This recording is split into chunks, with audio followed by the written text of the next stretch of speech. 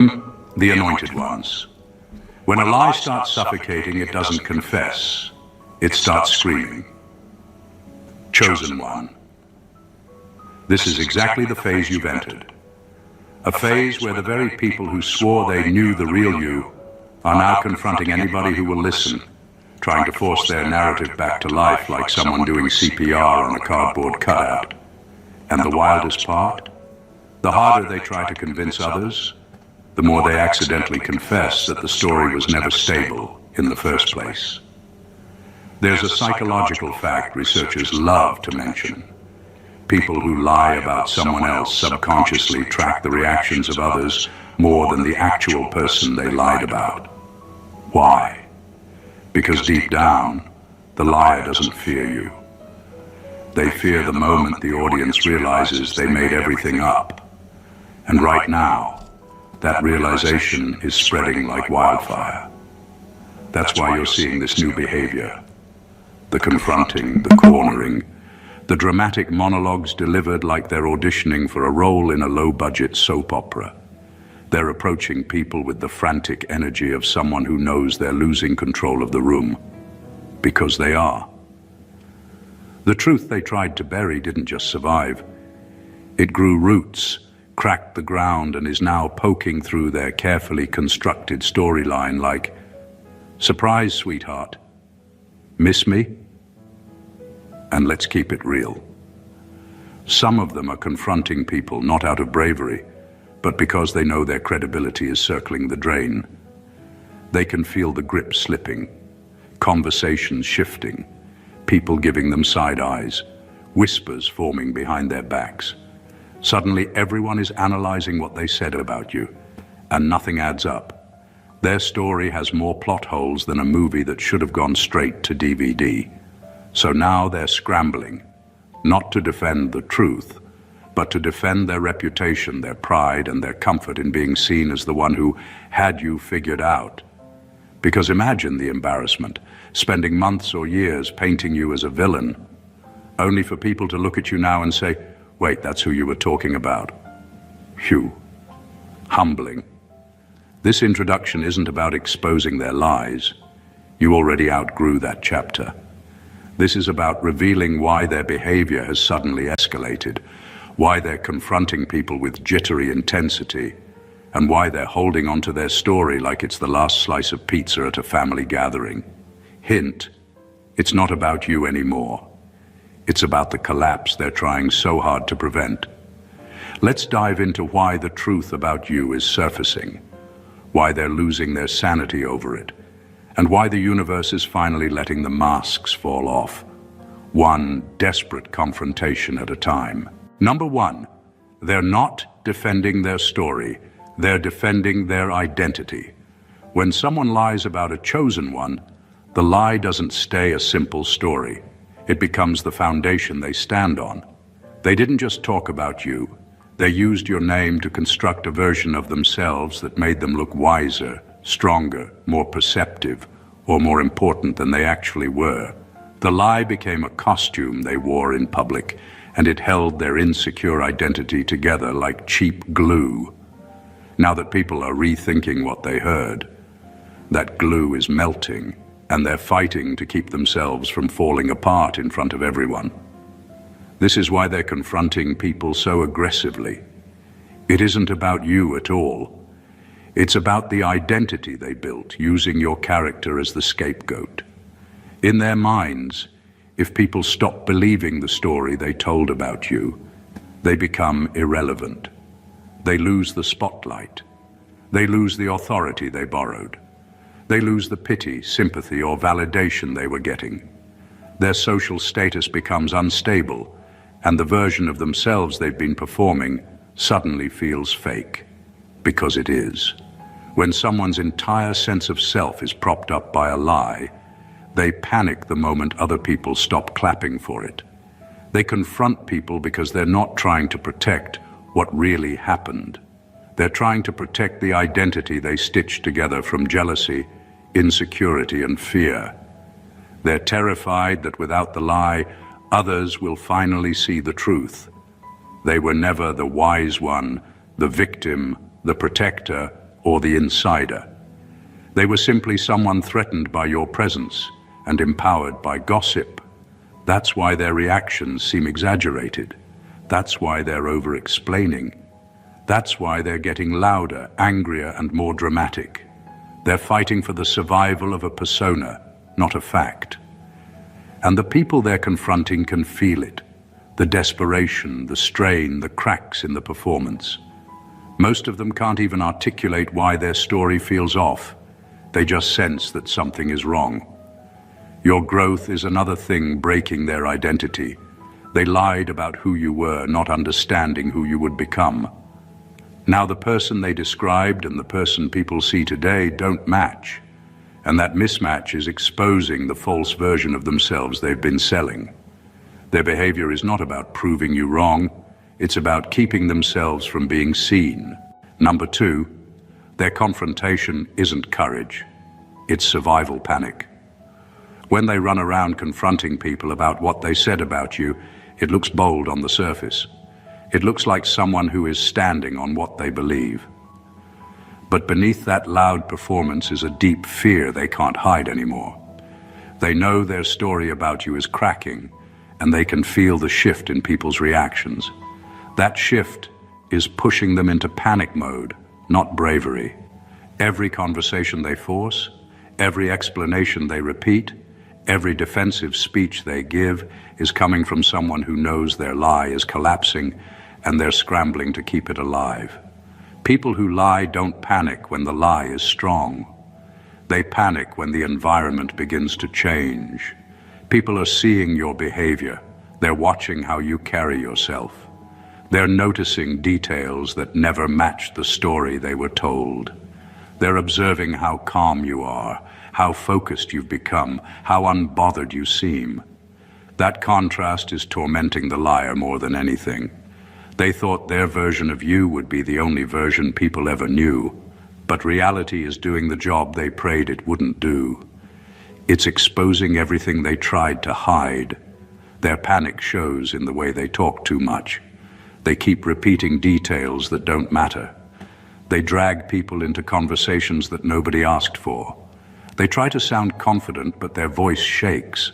Their sentences circle around themselves, and their frustration keeps slipping through. They're not confronting people to defend truth. They're trying to delay the moment when everyone they manipulated finally realizes they were lied to. It's survival mode. Not survival from you, but survival from embarrassment, exposure, and accountability.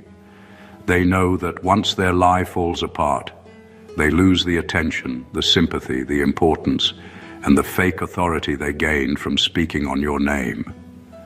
Their entire performance starts to crumble. So they confront not because they're strong, but because they're running out of time. Their lie is drowning and they're splashing wildly, trying to save it from sinking in front of the very people they wanted to impress. Number 3, they're terrified of what people are starting to notice on their own. The real fear your enemies have right now isn't you speaking up. It's other people finally opening their eyes. For a long time, they felt confident because they controlled the storyline. They fed people their version of who you were, and most folks didn't question it. But now, people are paying attention in ways they never expected. They're watching how you act, how you carry yourself, how you treat others. And they're quietly realizing that the story they were told about you doesn't match the person standing in front of them. That silent shift is the reason your name has suddenly become a problem for the ones who lied. This is why they're confronting people so aggressively. They can feel the room changing. People who used to nod along when they talked about you aren't nodding anymore. People who used to believe everything they said are now looking at them with doubt in their eyes. Conversations are shorter, side eyes are sharper. They can sense that trust is slipping away from them and moving toward you, and it eats them alive. Nothing exposes a liar faster than truth that reveals itself naturally. You didn't campaign for anything. You didn't argue. You didn't fight for your reputation. You simply lived, healed, grew, and showed up as yourself. Your life began telling the truth louder than their words ever could. They can't compete with that. They can't control that. And they absolutely can't stop people from thinking for themselves. Their biggest fear is that people are starting to see the cracks, the inconsistencies, the exaggerations, the weird excitement they had when speaking about you. People are replaying those conversations in their heads, and it's dawning on them that something never felt right. They're beginning to realize the problem wasn't you. It was the person who kept bringing you up. So now your enemies are moving frantically, confronting people left and right, trying to force them back into agreement. They're not doing it because they feel bold. They're doing it because they feel the narrative slipping straight through their hands.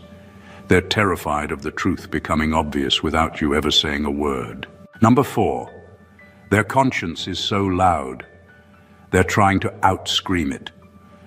When people lie about you long enough, the guilt doesn't disappear. It grows legs and follows them everywhere. They can pretend they're confident. They can pretend they're justified.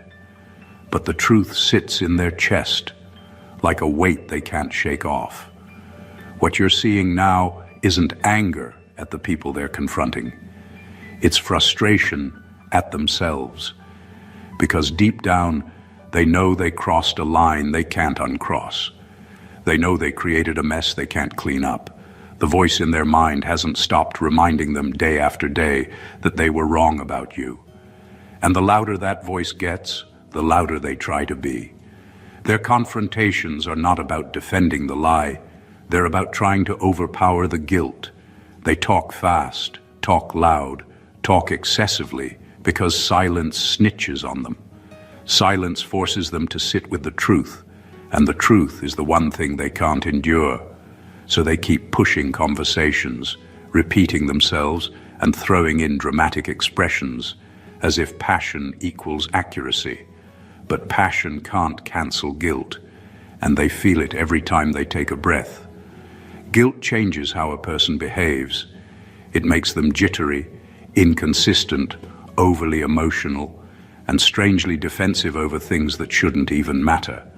That's why their reactions look exaggerated. That's why their explanations feel forced. Their conscience is pressing them, and they're responding by shouting over it like someone trying to drown out a fire alarm. The more people question them, the louder the alarm becomes.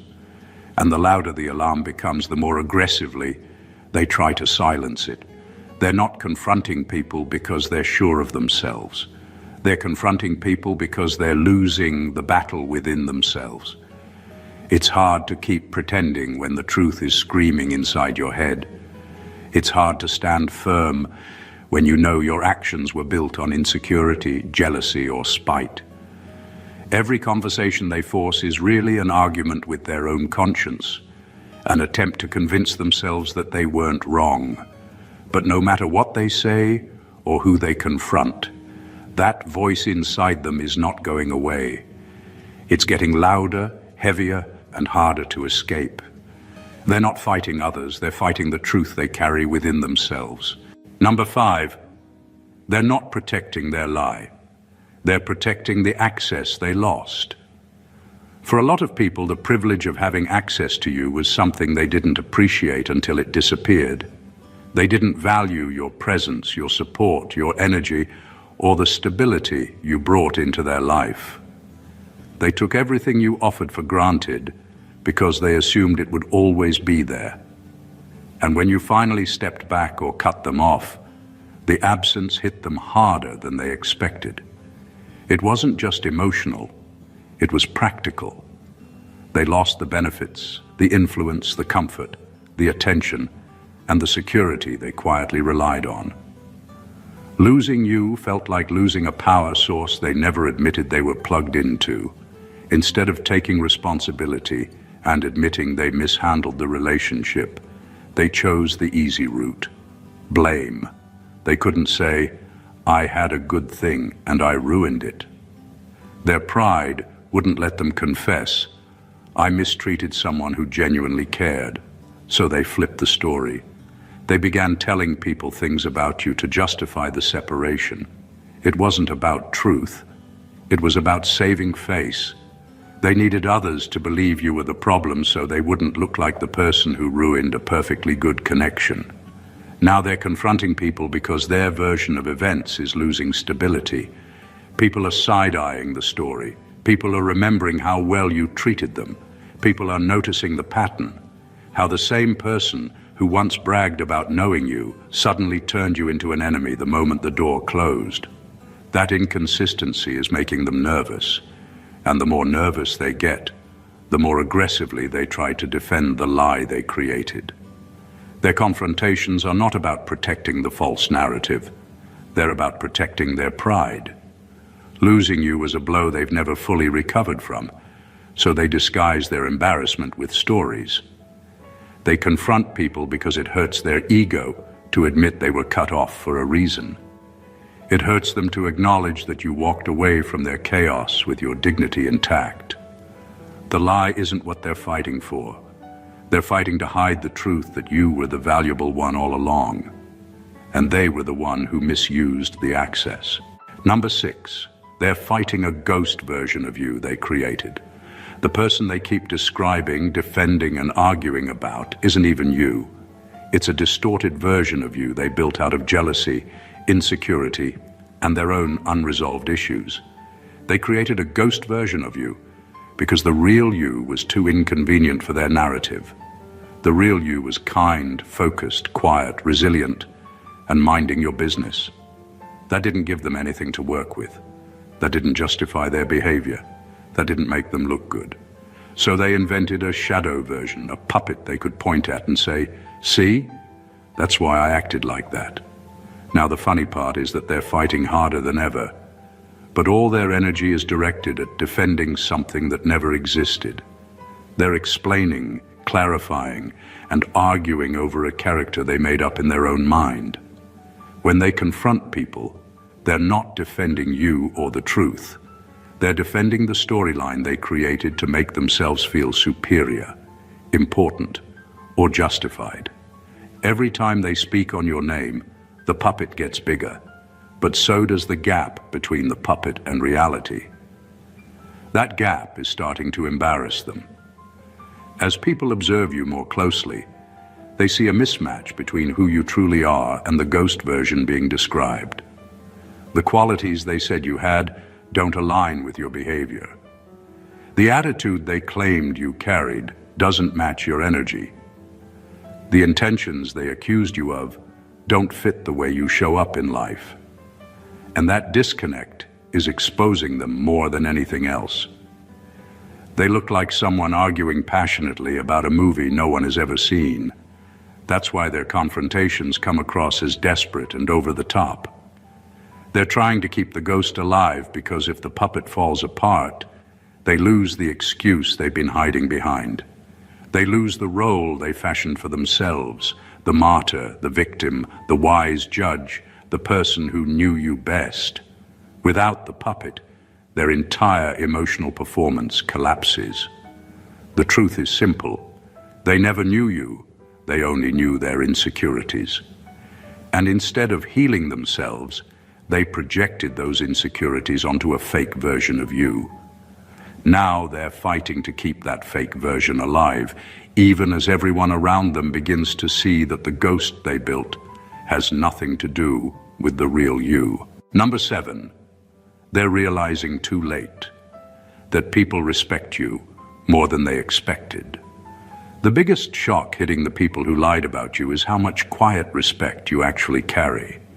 They genuinely believed they could talk about you casually, carelessly, and without consequences because they assumed you had no real influence. They mistook your humility for weakness, your silence for insignificance, and your calm nature for lack of impact. They treated your name like something they could drag around freely, not realizing you had a level of weight and credibility that didn't need defending or announcing. It just existed. As time passed, people began to see you for themselves, and that changed everything. The same individuals your enemies tried to recruit into their smear campaign are now starting to push back. They're defending you in rooms you've never stepped into, They're shutting down the lies with simple observations like, "That doesn't sound like them," or "I've never seen them act that way." These small but powerful moments of doubt are rattling the ones who lied about you because they never expected the crowd to challenge them. They expected blind agreement, not resistance. And that resistance is growing. People are noticing your consistency, your kindness, your grace, your work ethic, or your quiet strength. They're comparing the version of you they see with the version they were told. And the two don't match at all. That mismatch is exposing your enemies without you saying a single word. Their stories sound shaky now. Their confidence is fading. Their behavior looks suspicious.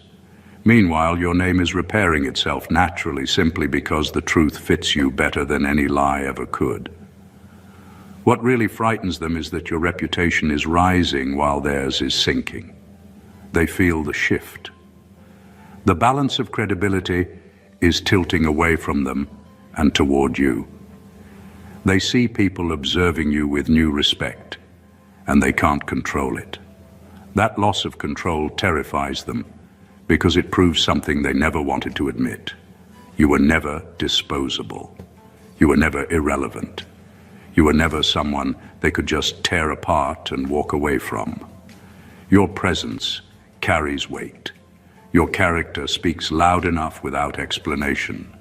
Now their deception is being exposed simply by the way people naturally gravitate back to the truth. Number 8. They thought smearing you would be a one-time event. They didn't expect an ongoing investigation. When they first lied about you, they assumed it would be simple. They thought they could drop a story, walk away, and everyone would swallow it without asking for details. In their mind, it was supposed to be a quick emotional hit, a moment where they got to play the victim, gain attention, or justify their behavior. What they didn't consider was that lies don't stay still. Lies move. Lies grow. Lies create timelines that have to be maintained. And the moment they told that first story about you, they trapped themselves in a cycle of continuous explanations.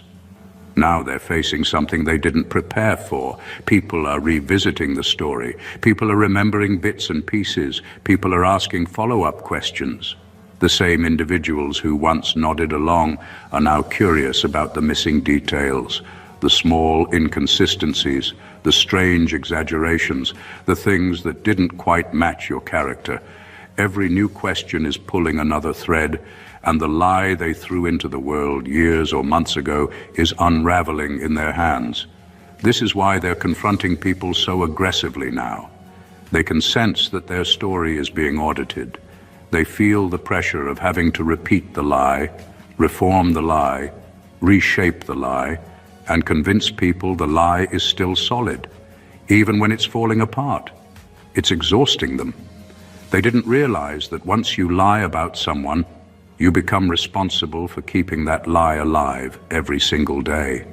You have to remember what you said, who you said it to, how you said it, and why you said it. And the moment one detail slips, everything collapses. People around them are not stupid. They're observant. They're revisiting those old conversations and noticing how many parts never added up. They're checking facts, comparing notes, and silently questioning the storyteller's behavior. Your enemies didn't expect anyone to pay attention. They didn't expect people to connect dots. They didn't expect an ongoing investigation. And now the weight of maintaining that false narrative is wearing them down. Their confrontation isn't confidence, it's fatigue. They're tired of chasing their own story, tired of patching the holes, tired of trying to outrun the truth they created with their own mouth. The lie is demanding energy they no longer have, and the truth is catching up fast. Number 9, they're confronting people because their own followers are waking up. And that's their worst fear coming true. They never prepared for the moment when the very minds they manipulated would begin to recalibrate. They assumed influence was permanent. They assumed impressions were irreversible. They assumed their words carried more authority than your lived truth. They assumed wrong. What's happening now is a spiritual whiplash in their camp. People who once nodded along are suddenly experiencing clarity, and clarity is rebellion to a liar. Some of their former believers have started privately repenting to the universe, feeling embarrassed that they ever took someone else's bitterness as truth. Others are connecting dots they previously ignored. A few, the brave ones, are openly questioning the narrative and refusing to participate in the smear campaign any longer. And that is what's driving your opponents into confrontation mode. They feel betrayed, not by you, but by the people they believed they controlled. Their illusion of influence is cracking, and instead of facing the truth, they're trying to drag everyone back into the shadows with them. That's why they're pulling people aside, demanding explanations, interrogating conversations, and trying to monitor alliances. This isn't just gossip collapsing. This is power returning to the rightful owner, you. Because when someone lies about a person who's spiritually authentic, the lie can only survive as long as people refuse to think. But the moment people start thinking, the lie starves. Their panic is proof the collective is awakening. Their confrontations are proof their story never had roots. And the shifting loyalty around them, that's the universe correcting the record, without you ever needing to lift a finger. Number 10. They're trying to prove you're dangerous because they need a justification for why they feel threatened by you. They were never trying to warn others about you. They were trying to rationalize their own insecurity.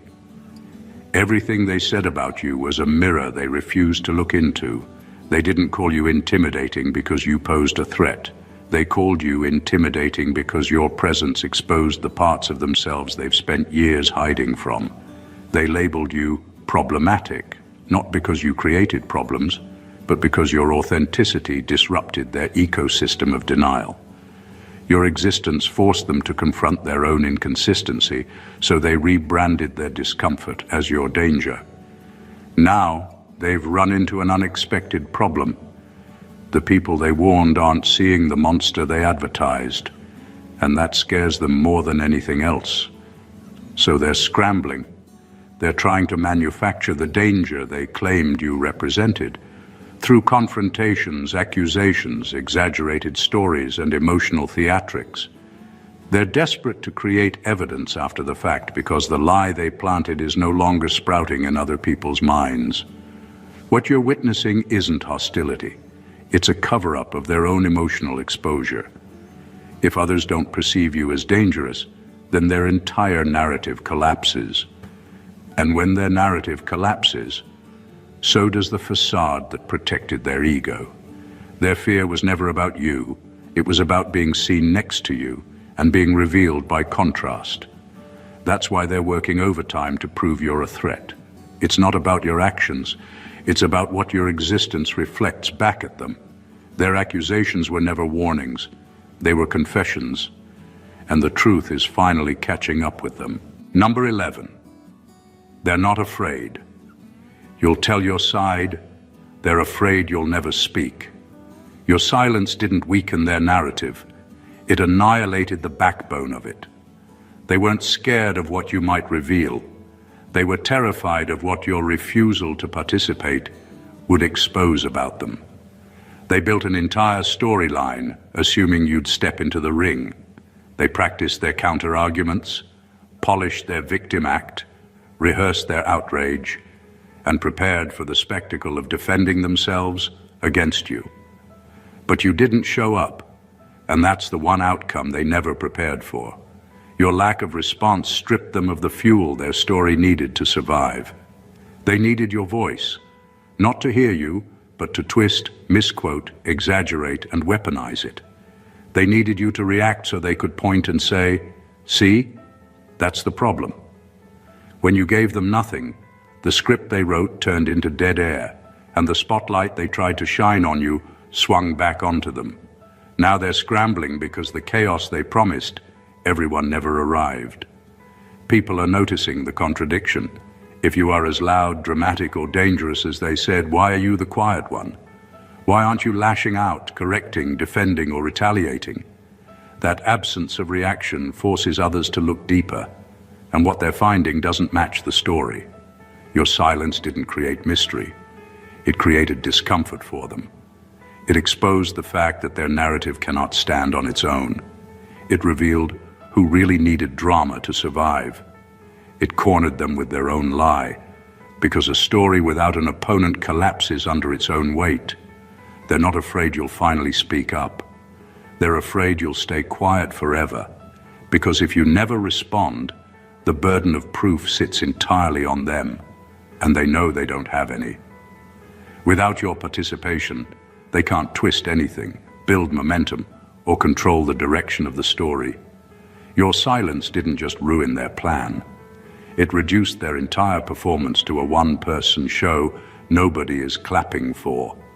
That's why they're pushing, confronting, stirring, desperately trying to resurrect a conflict you've already walked away from. They're not trying to shut you up. They're trying to provoke you into talking. Your silence is not power. It's their downfall. Number 12. Their confrontations reveal. They lied with emotion, not evidence. When someone has the truth, they present it calmly because truth doesn't need theatrics. But when someone is fabricating, exaggerating, or hiding what really happened, they depend on emotional heat to fill the gaps. That's exactly what's happening with the people who lied about you. Their confrontations are loud because their story is hollow. They're not defending a fact. They're defending a performance they've already committed to. They told their lies with emotion, and now they're trying to maintain the lie the same way.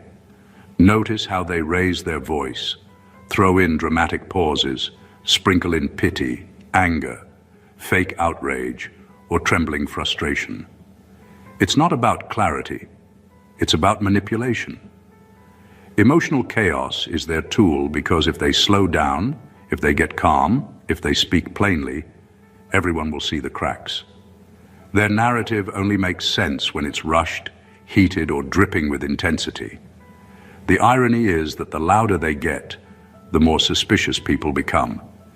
You can only cry, "I swear," or "you don't understand," so many times before people start wondering why the story needs that much passion. Real truth stands still. Lies need motion. Real truth sits comfortably in simple sentences. Lies need a whole dramatic monologue to feel convincing. Their confrontations aren't about proving you did something wrong. They're about proving they didn't make something up, even though deep down they know they did. They lied emotionally, impulsively, maybe out of envy or fear or insecurity, and now they're trapped in the performance. Every time someone questions the story, they panic a little more because questions require answers, and answers require evidence, something they never had from the beginning. So instead of evidence, they bring energy. Instead of clarity, they bring chaos. Instead of details, they bring drama. The confrontation is not to expose you, it's to distract from the fact that the story they created cannot survive a calm conversation. They're not fighting to protect the truth. They're fighting to keep the lie from collapsing the moment someone asks, "But what exactly happened?" Their volume isn't confidence. It's fear dressed up as passion. Number 13. They didn't expect you to grow into someone. Their lies can't stick to anymore. They crafted their stories about you during a season when you were still finding yourself. Back when you were quieter, unsure, more forgiving, more accessible, easier to misrepresent. They spoke on your name as if you would stay frozen in that old frame forever. Their lies depended on you remaining unchanged. They depended on you staying small enough for the narrative to make sense, wounded enough for the accusations to feel believable, and unaware enough to never rise above the picture they painted. But you didn't stay who you were. You evolved, spiritually, emotionally, mentally. You did the inner work. You healed. You got clearer, wiser, more grounded, more powerful, in the way only life's pressure can forge. And now the version of you walking around today makes their old stories look ridiculous. You outgrew the shape of the lie, and the lie doesn't fit the upgraded you. That shift alone is exposing them more than anything you could ever say. People who once believed the rumors are now seeing for themselves that the person being described and the person standing in front of them are not the same. There's a maturity in your energy now, a steadiness in your presence, a confidence in your actions that their narrative simply cannot attach itself to. The transformation created distance, not just between you and them, but between the truth and their fiction. And this is what's driving their confrontations. They're trying to drag people back into a version of the past that no longer exists. They're hoping others will mentally time travel to when you were still vulnerable enough for their story to stick. But the present day you exposes their deception effortlessly. Your growth is the contradiction they can't overcome. They never planned for your evolution, so now they have to wrestle with the consequences of underestimating you. You didn't refute their lies, you outgrew them. You didn't fight back, you transformed. And that transformation is the loudest disproof they never saw coming. They wanted you stuck, instead you leveled up, and the upgraded you made their old script useless. Number 14, the more they defend their story, the more they reveal their obsession with you.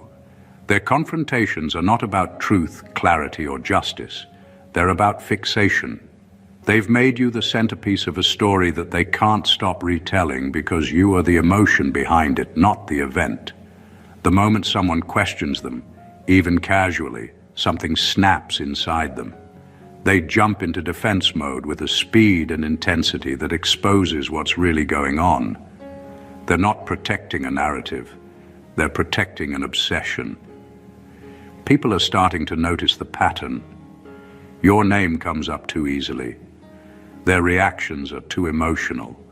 Their explanations are too detailed for someone who claims to be over it. Every time they speak on you, they reveal another layer of insecurity they've tried to disguise as concern or righteousness. What they hoped would make you look questionable is making them look consumed. When someone is genuinely telling the truth, they don't hover over the topic like it's a shrine. They don't revisit it constantly. They don't get agitated at the slightest pushback. They state the facts and move on. But this person can't move on because the story was never about what happened. It was about how you made them feel. Jealousy, envy, intimidation, regret, guilt, rejection. Whichever emotion they buried under the lie is rising every time the lie is challenged. And the people around them are finally asking the one question that strips everything bare. Why do you care this much? That question is lethal to a person who built an entire emotional identity around portraying you negatively. It shows others what they never wanted anyone to see, that the story didn't come from truth, it came from personal obsession. It makes the crowd realize that this level of emotional investment is not normal.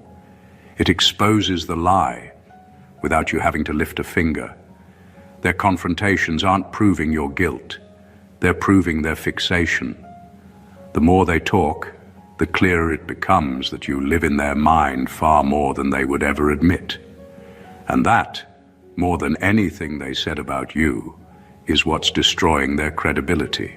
What you've witnessed throughout this journey is not a series of random confrontations. It's the unraveling of a narrative that was never strong enough to survive your evolution. Every argument they start, every person they chase down, every dramatic defense they perform is another crack in the mask they tried to wear. They are fighting timelines, old versions of you, and the ghosts of their own insecurities. They are wrestling not with your reality, but with the fragile illusion they created to make themselves feel bigger, safer, or justified. Your absence ruined their strategy. Your growth destroyed their script. Your transformation exposed their obsession. You didn't have to clap back. You didn't need to give explanations.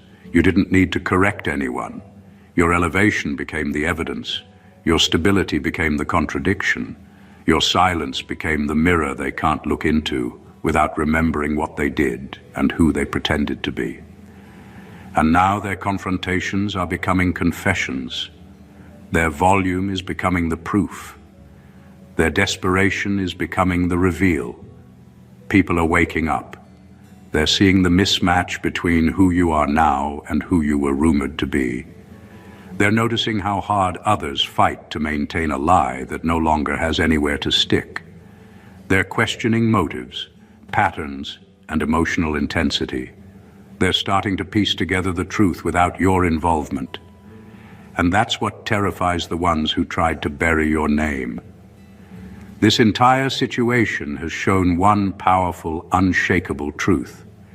You don't need to defend yourself when life itself becomes your defender. Your character, your growth, your energy, your evolution, they're doing the work for you.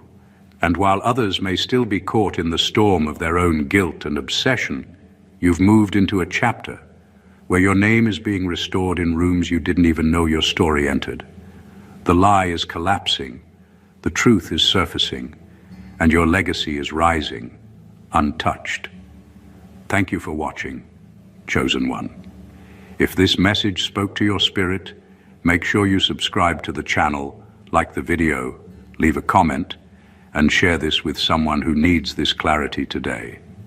Your support helps this message reach more people who are on their own journey of awakening and elevation. Stay blessed, stay aligned, and stay rising. God bless you.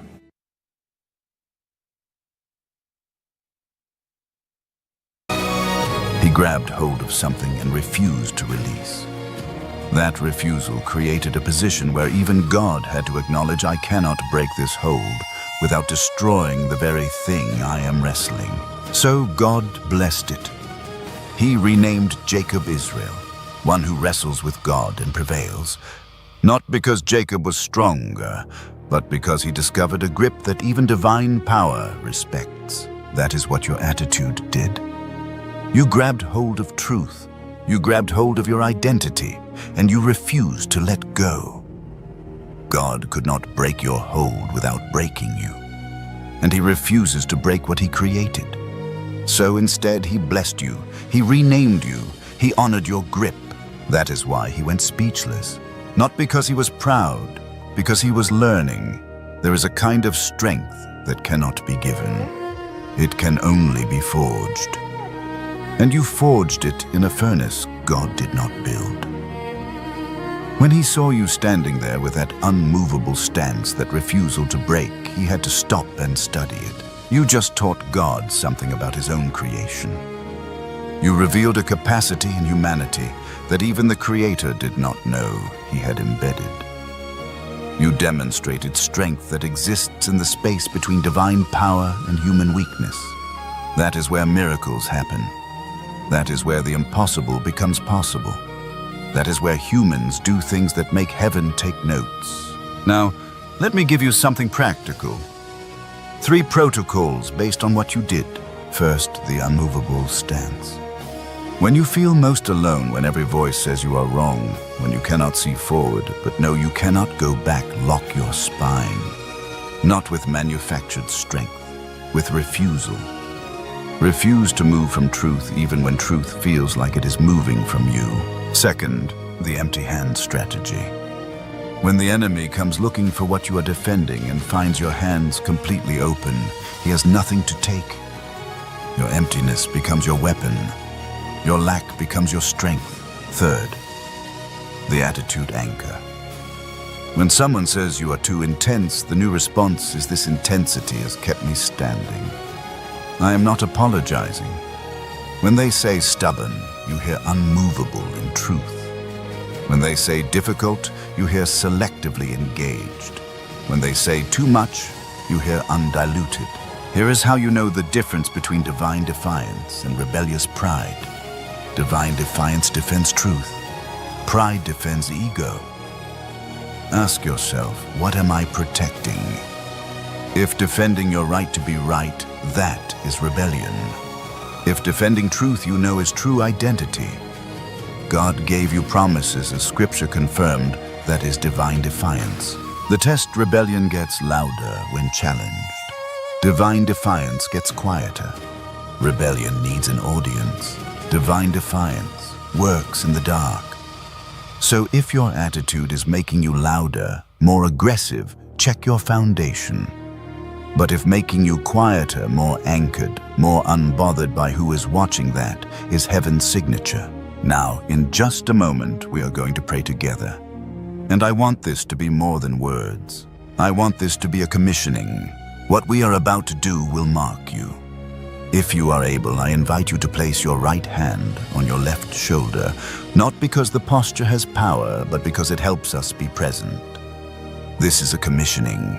Father God, we stand in your throne room right now, where Michael is still watching. We come to accept what you already gave. We acknowledge the moments you saw, the bathroom at 2 a.m, the car in the parking lot, the bedroom floor when they could not pray but would not curse. You saw it all. You went speechless. We honor that you noticed. I seal the divine pause protocol. The revelation that your silence was astonishment, not disappointment. I seal the unmovable stance, the tactical advantage of holding position without support. I seal the empty hand victory, the power of fighting without weapons. I seal the attitude anchor, the truth that what humans call difficult heaven calls divine signature. I bind every voice that called them too much. I bind every critic who said tone it down.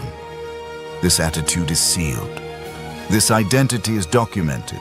This frequency is activated. We declare their spirit is awakening. Their discernment is sharpening. Their authority is rising. They will walk differently from this day forward. Not because they are trying to change, but because their identity is aligning with their destiny. And for whoever is watching this in the middle of the night in a season of questioning, I pray a specific grace. God meet them where courage and doubt collide. Let them know that what looks like stubbornness is divine defiance. What feels like being difficult is actually being faithful.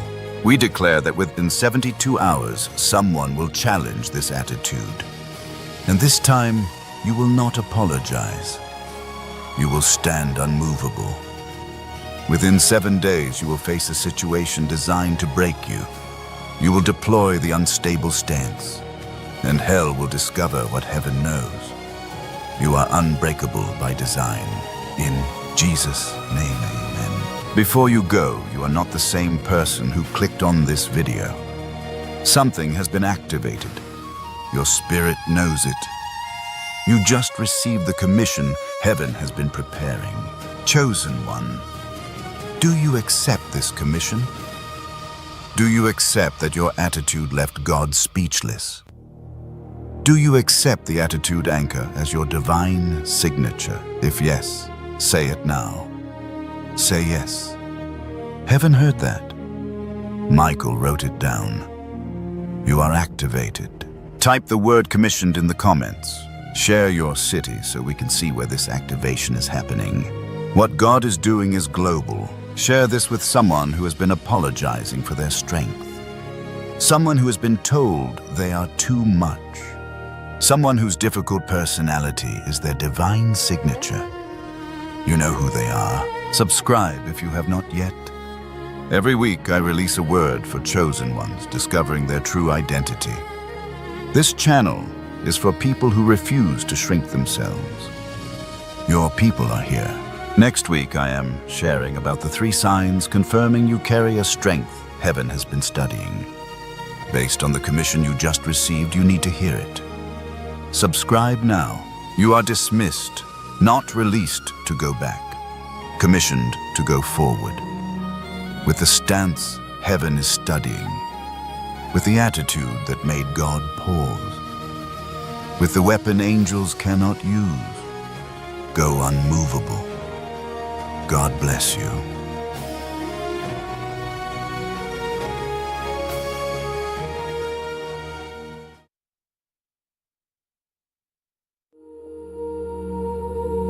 Chosen One, there is a phone ringing in the highest office of the Matrix right now, and nobody wants to answer it. There is a report on the desk of the President, the governing authority, that tried to keep you small, and the contents have sent shockwaves through the entire administration of darkness. Why?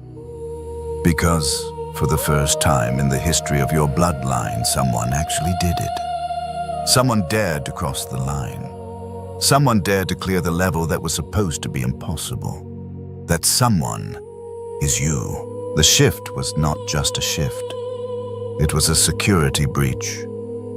The enemies who attacked you are scrambling. Panic is spreading through their ranks.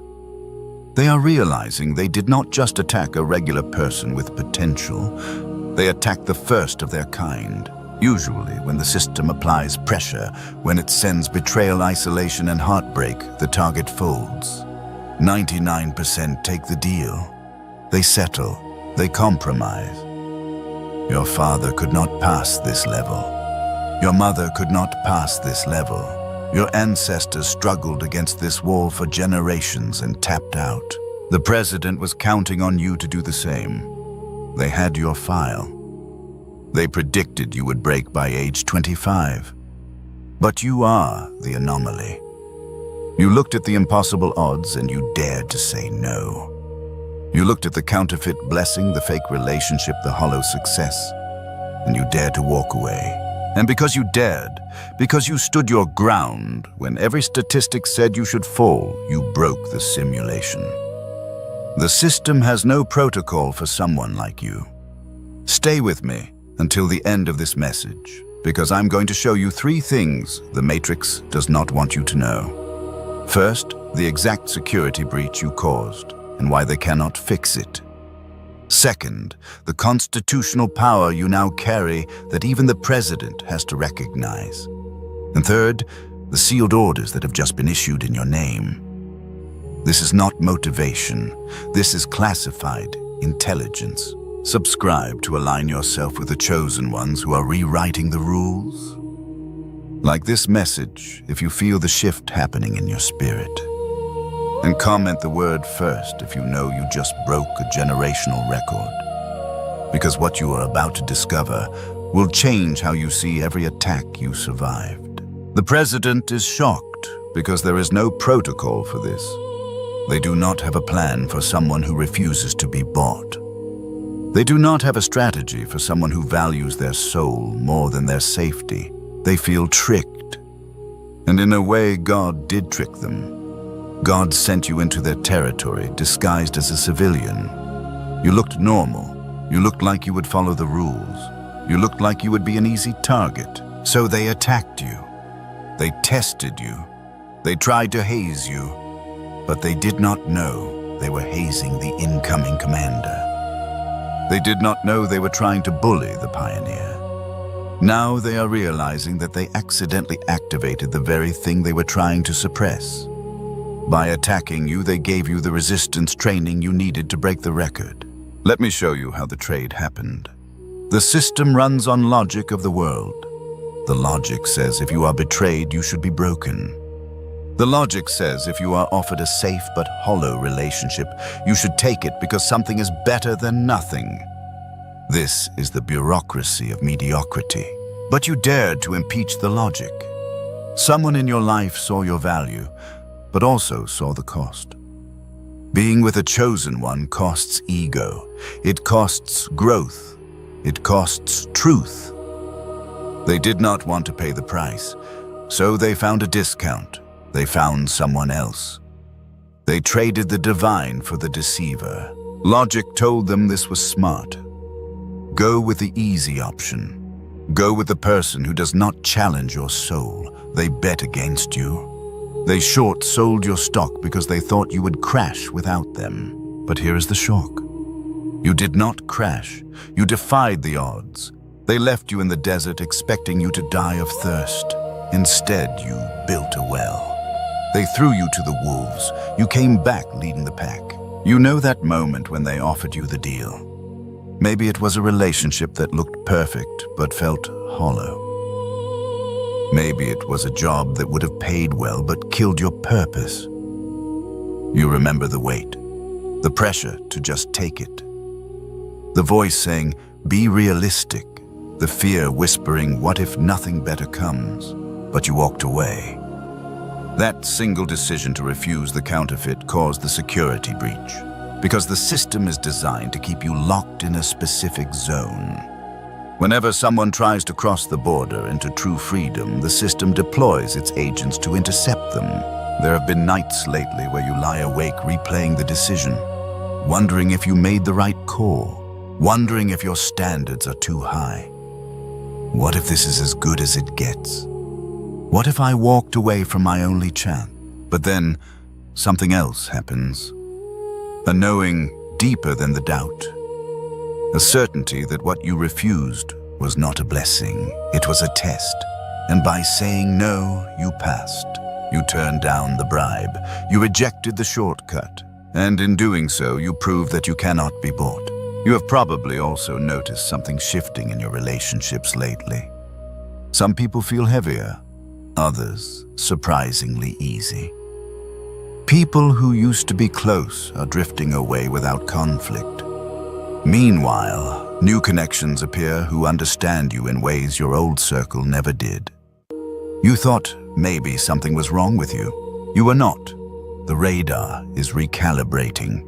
The frequency is changing, and only those who can match your new vibration can stay in range. This is the Ghost Protocol in action. When the attacks ramped up, you did not engage in a firefight. You went stealth.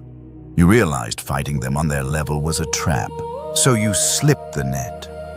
You stopped broadcasting your moves. You stopped explaining your vision to people committed to misunderstanding you. You took your healing into the secret place, and the Secret Service lost visual contact. They were looking for you in the drama frequency, but you were not there anymore.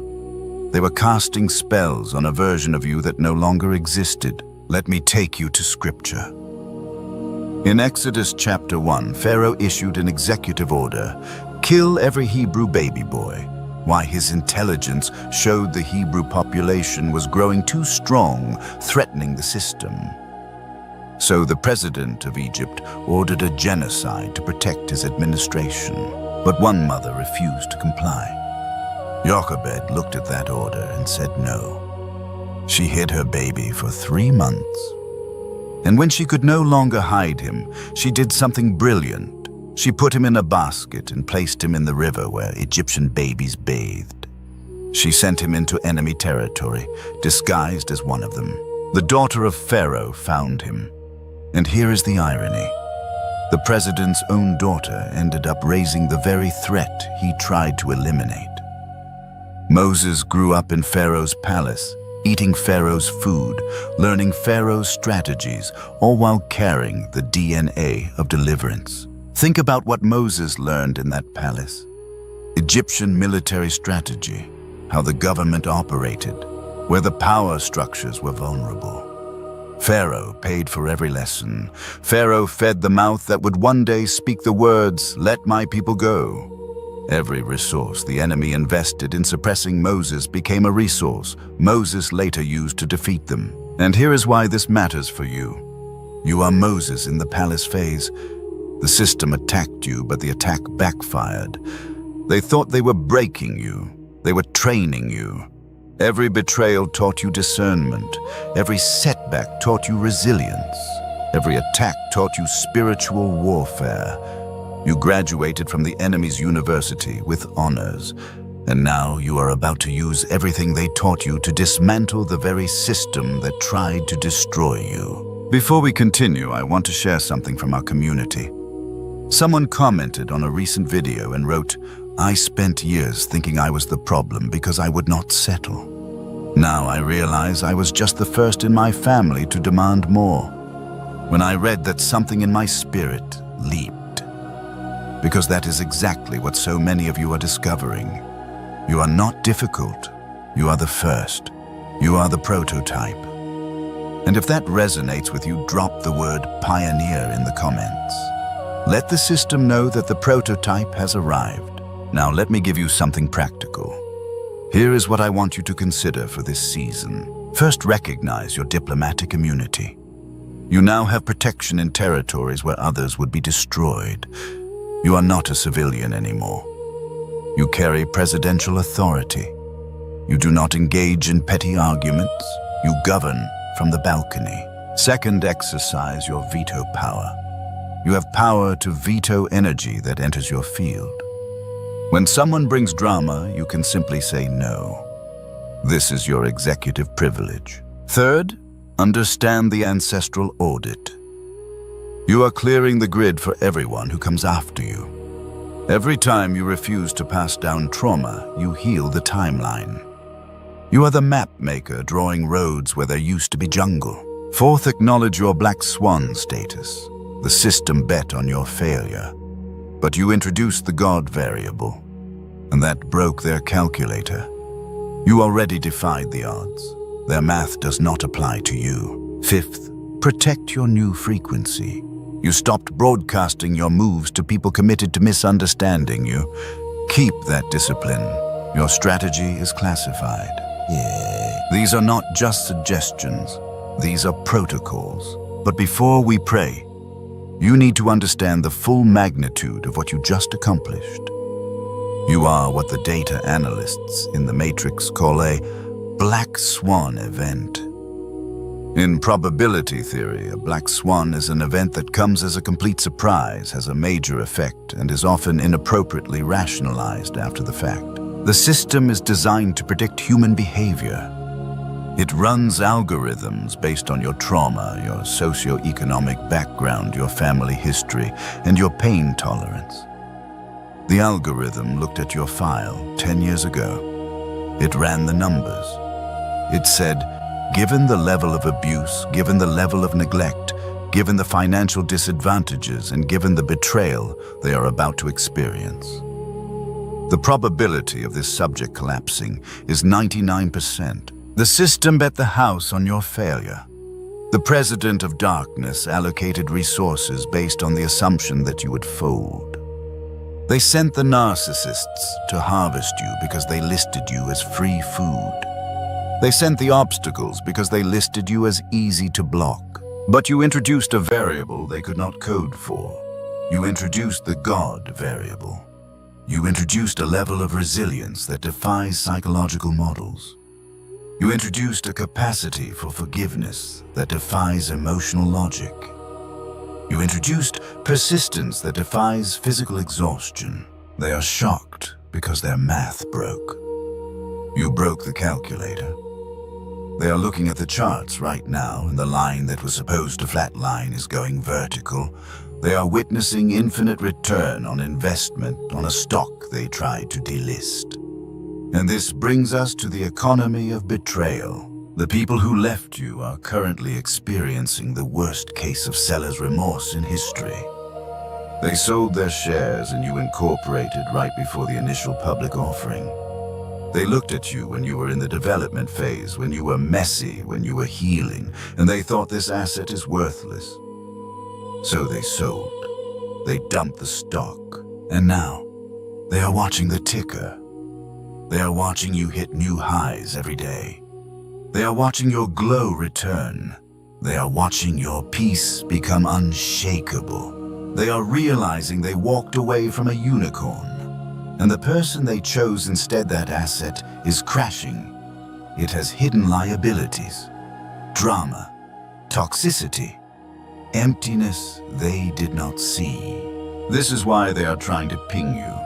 They want to buy back in, but the price has gone up. The price is no longer potential.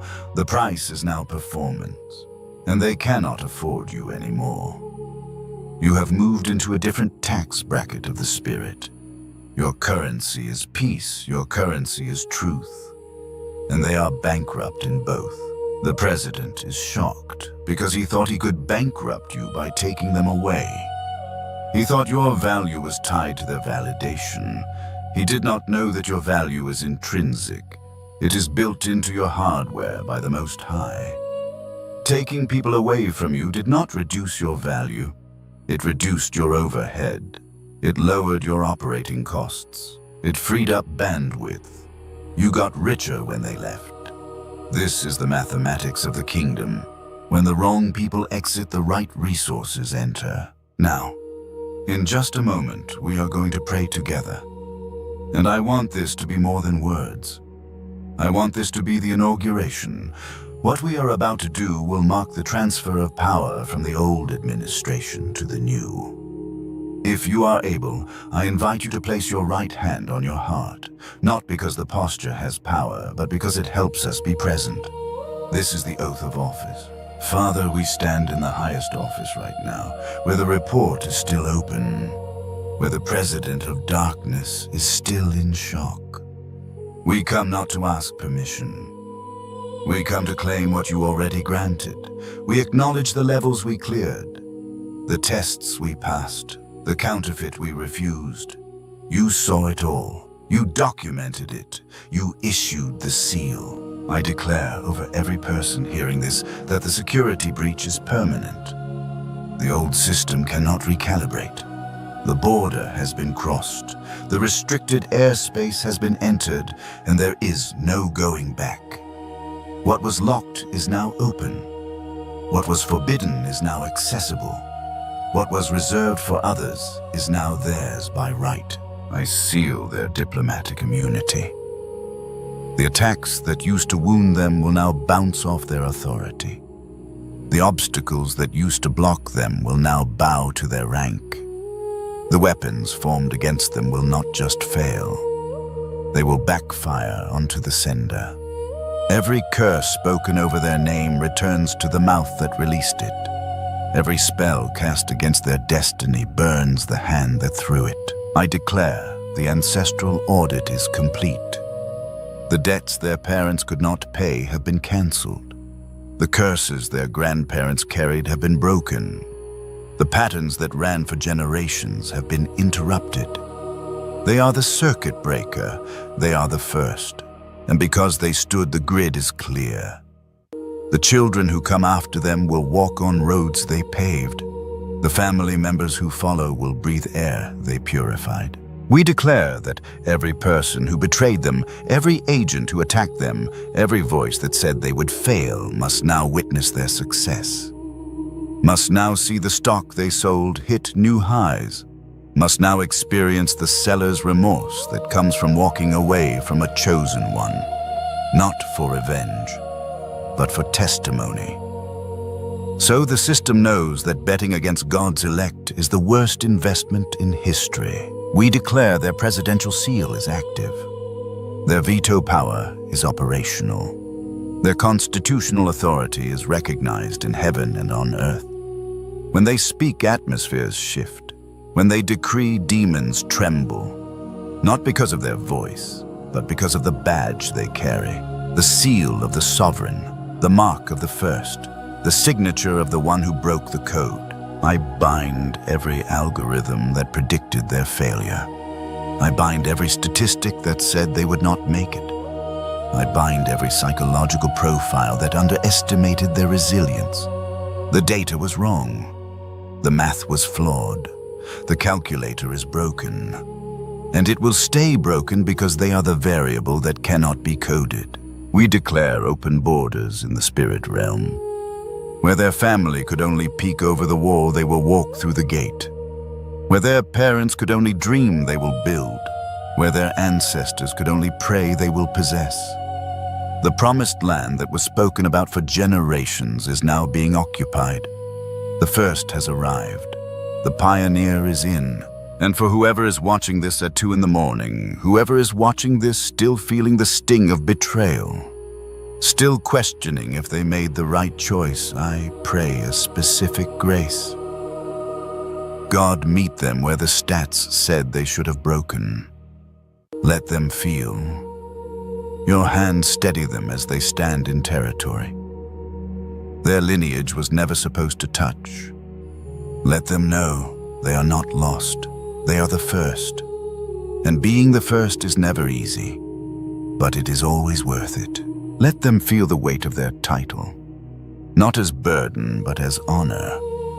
They are the founding father, the founding mother, the one who rewrote the Constitution, the one who impeached the old administration, the one who dared when everyone else settled. We declare that within 72 hours, someone from their past will try to reconnect. And this time they will not answer out of loneliness. They will answer from power. Or they will not answer at all, because the price has gone up.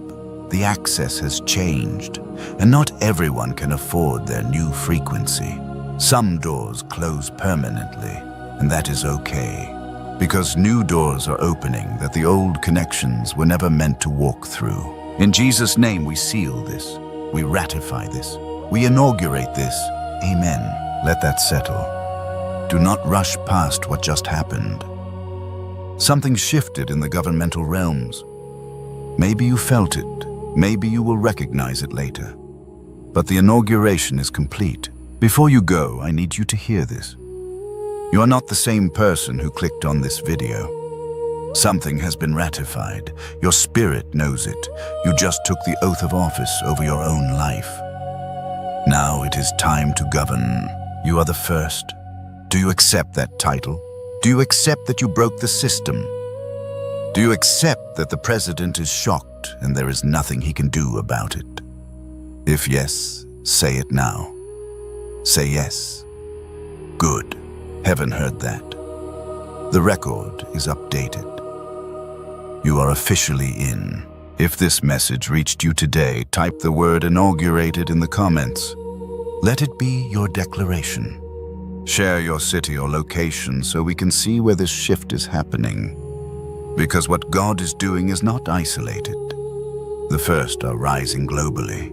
Share this with someone who refused to settle. Someone who walked away from the counterfeit even when it hurt. Someone who is the black sheep turned golden child. You know who they are. Send this to them, because what landed on you today might be the confirmation they have been waiting for. And subscribe if you have not yet.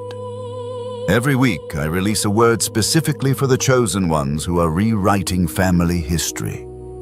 This channel has become headquarters for the first. The pioneers, the ones who broke the code. If that is, you subscribe now. Your people are already here.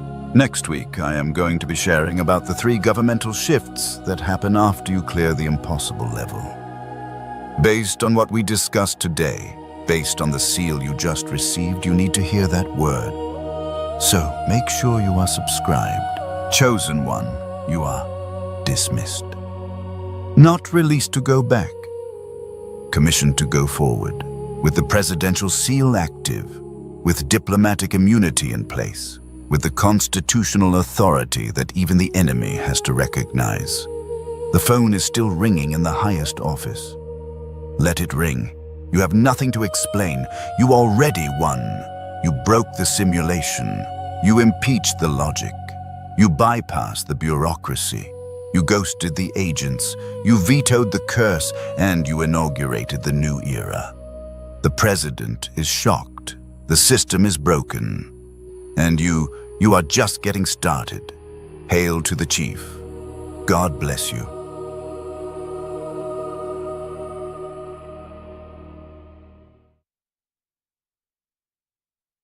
Probably generic. It was probably just a comfort message. It was probably not actually about me. The voice will sound reasonable. It will sound like the kind of thing a humble person would think. That voice is not humility, chosen one. That voice is the accuser, dressed as humility. Because real humility does not deny the love it has been given. Real humility receives the love and is undone by it. The voice that tells you the love was not really for you, that it was generic, that it was probably a mistake, is not your humility. It is your old identity protecting itself from being changed. Recognize it when it comes. Run the 3 questions on it. Does it carry love and truth at the same time? Or just an accusation dressed as a question? Is it inviting you? Or is it shrinking you? Is it leaving you with peace and clarity? Or with shame and confusion? you will know. The second script will sound something like this. What if I am reading divine emotion into ordinary feelings?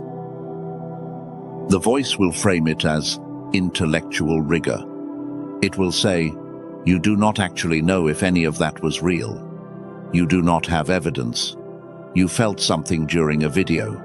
People feel things during videos all the time. That does not mean it was the father weeping. That just means you were emotionally moved by good content. This script is more sophisticated than the first. It does not deny that you felt something. It just denies what you felt was about. It tries to translate the spiritual encounter into a psychological event, and then dismiss the spiritual interpretation as projection. Hear me. The body knows when it has been witnessed. The chest knows when it has opened. The breath knows when it has been changed. The tears know when they have been seen. You can call all of that psychology if you want, but psychology and spirit are not as separated as the modern mind pretends. The body responding is not evidence against the spiritual reality. It is the spiritual reality showing up in the only way it knows how to show up, through you. Do not let the second voice intellectualize away what your body already knows. The third script is the most cruel. It will say something like this.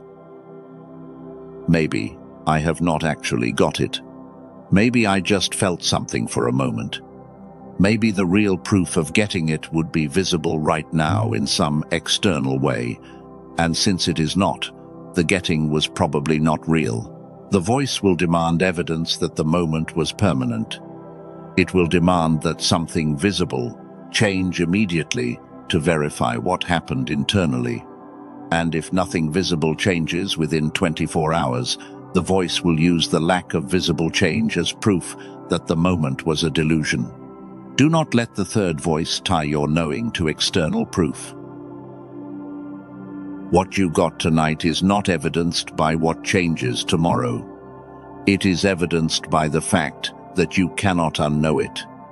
You will try to forget it. You will try to dismiss it. You will try to talk yourself out of it. And underneath every attempt, the knowing will still be there. That is the proof that it was real. The fourth script is the long game version. This will fade by Tuesday. The voice will be patient with this one. It will not strike right away. It will wait. It will let you have a few days of feeling held. And then somewhere around the third or fourth day, when the initial intensity has softened, it will whisper, "See, I told you, it is fading. It was just a feeling. Now, it is gone." But fading is not disappearing. The intensity of the encounter is supposed to soften. That softening is not a loss. That is integration. The encounter moves from being a peak experience to being a baseline truth. The peak fades because it is becoming the floor. The floor was higher than yesterday's floor. That is the point. You do not need to keep the peak intensity to keep the truth. So when the voice says, "It is fading," you can answer back, "It is not fading. It is integrating." Now, hear what I am going to say next, because it is important. What I am about to give you is permission. And permission may feel like a strange thing to need, but you do need it. Because the doing version of you, the one we have been talking about all night, is going to resist what was given to you tonight. She is going to try to find a way to earn it. She is going to try to find a way to make it conditional on her future performance. She is going to try to keep her hands full so she does not have to live with the discomfort of having open hands. So, I am going to give her permission to put her hands down. You are allowed to receive what you did not earn. You are allowed to be witnessed without explaining yourself. You are allowed to outgrow the version of you who could not yet receive. You are allowed to let the happy tears land without flinching. You are allowed to be the reason the Father wept tonight. And you do not owe anybody an apology for finally getting it. Take that in slowly. You do not owe anybody an apology for arriving. You do not owe anybody an explanation for the way the years shaped you. You do not owe anybody a justification for the version of you that has just stepped forward. The receiving version is allowed to be here without producing anything to defend her existence. That is the permission. Carry it with you. Tomorrow morning, when the doubt voice arrives, this permission is what you stand on. Not effort, not cleverness, not a counter-argument to the doubt. Just the simple fact that you have been given permission, and the permission is not yours to revoke. We are about to enter the most important section of this entire message. Before I show you what the Father is asking you to receive next, because there is something He is asking you to receive, there is one more thing that has to be named. And what comes next is the part of this message that, if you only stay for one section between now and the closing, you should stay for this one. Because what comes next is where the years finally meet the assignment they were preparing you for. Stay with me. Before I show you what the Father is asking you to receive next, I want to bring everything we have walked through tonight back to ground. Because what just happened in your spirit was big, and big moments need a moment of plain ground underneath them, or they float away. So, let me say what we have actually covered, in the simplest language I can use. The years felt the way they felt because three things were happening in you at the same time. The first thing was that the false understanding you had carried into those years was being slowly stripped, not because you were failing, because the truth that was coming was too large to land on top of the false. The years made room. Every collapse, every shattered assumption, every moment when something you believed about God or yourself stopped working was the room being made. The second thing was that your receiving capacity was being built. The doing version of you, the one that earned everything, performed everything, carried everything, had to be exhausted to the point where she could not carry anymore. Because as long as she was carrying, the receiving version of you could not wake up. The exhaustion was the doorway. The collapse was the doorway. What you thought was the worst season was actually the receiving version of you being born. The third thing was that the version of you, the Father, wanted to weep over. The version of you he had been waiting for since before the years began was being formed through everything that happened.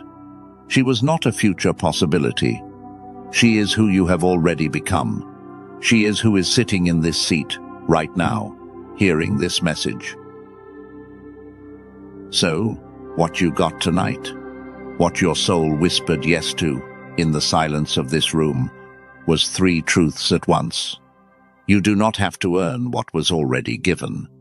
The years were not against you, they were for you.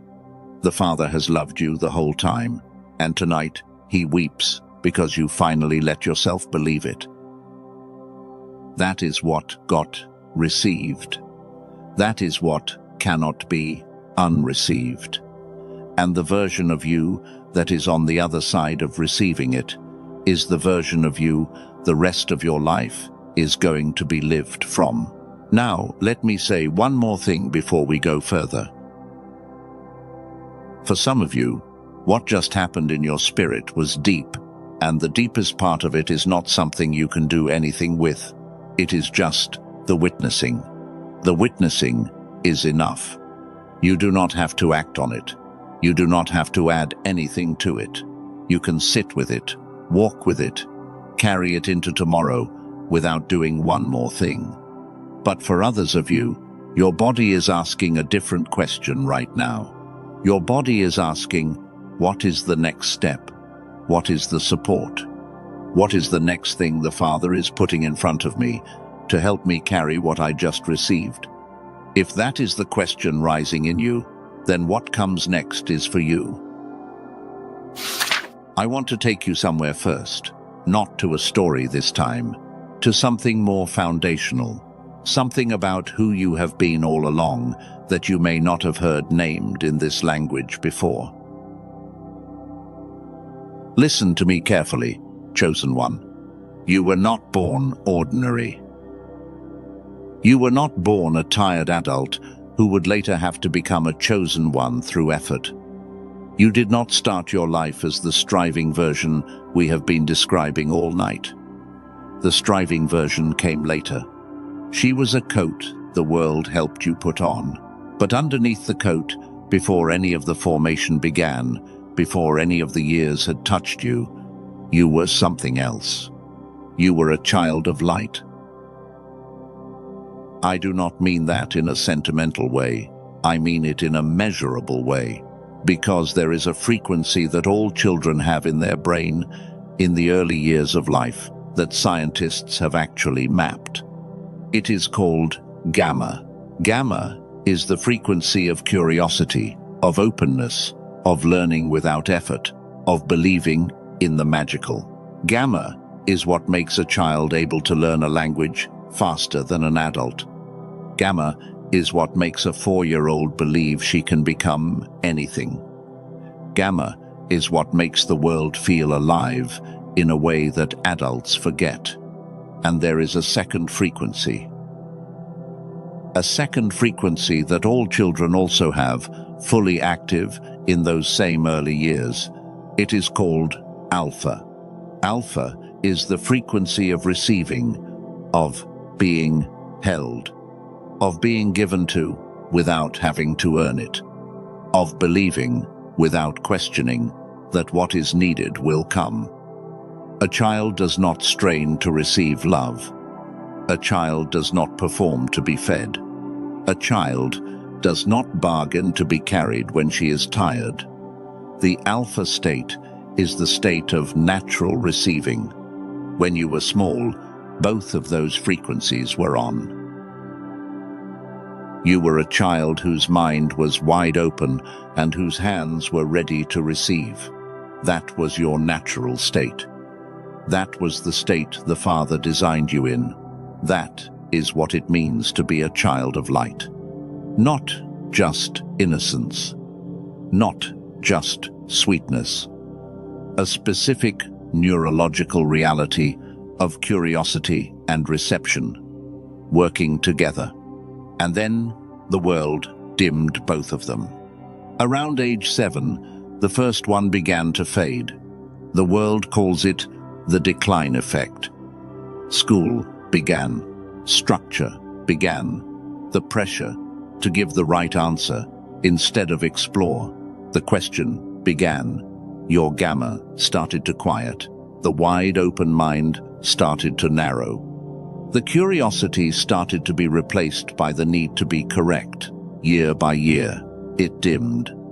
By the time you were an adult, your gamma was a fraction of what it had been when you were small. The child mind in you was not gone. She was just sleeping. And then the second frequency began to close. Adult life. Bills. Responsibilities. The slow accumulation of stress. What scientists call the stress signal began to overactivate the parts of your brain that were meant to be quiet. And when those parts ran too loud, the alpha state, the receiving state, began to close down. Not all at once. Slowly. The drawbridge between you and what you were meant to receive began to lift. The channel through which the kingdom flows in began to narrow. By the time you were in your 30s or 40s, the receiving channel was barely open. So when you ask why you have struggled, why you have striven, why you could not seem to receive what you knew you were called to receive. This is part of the answer. The child of light, you were born, as had been dimmed, in two specific ways. The child mind had been put to sleep.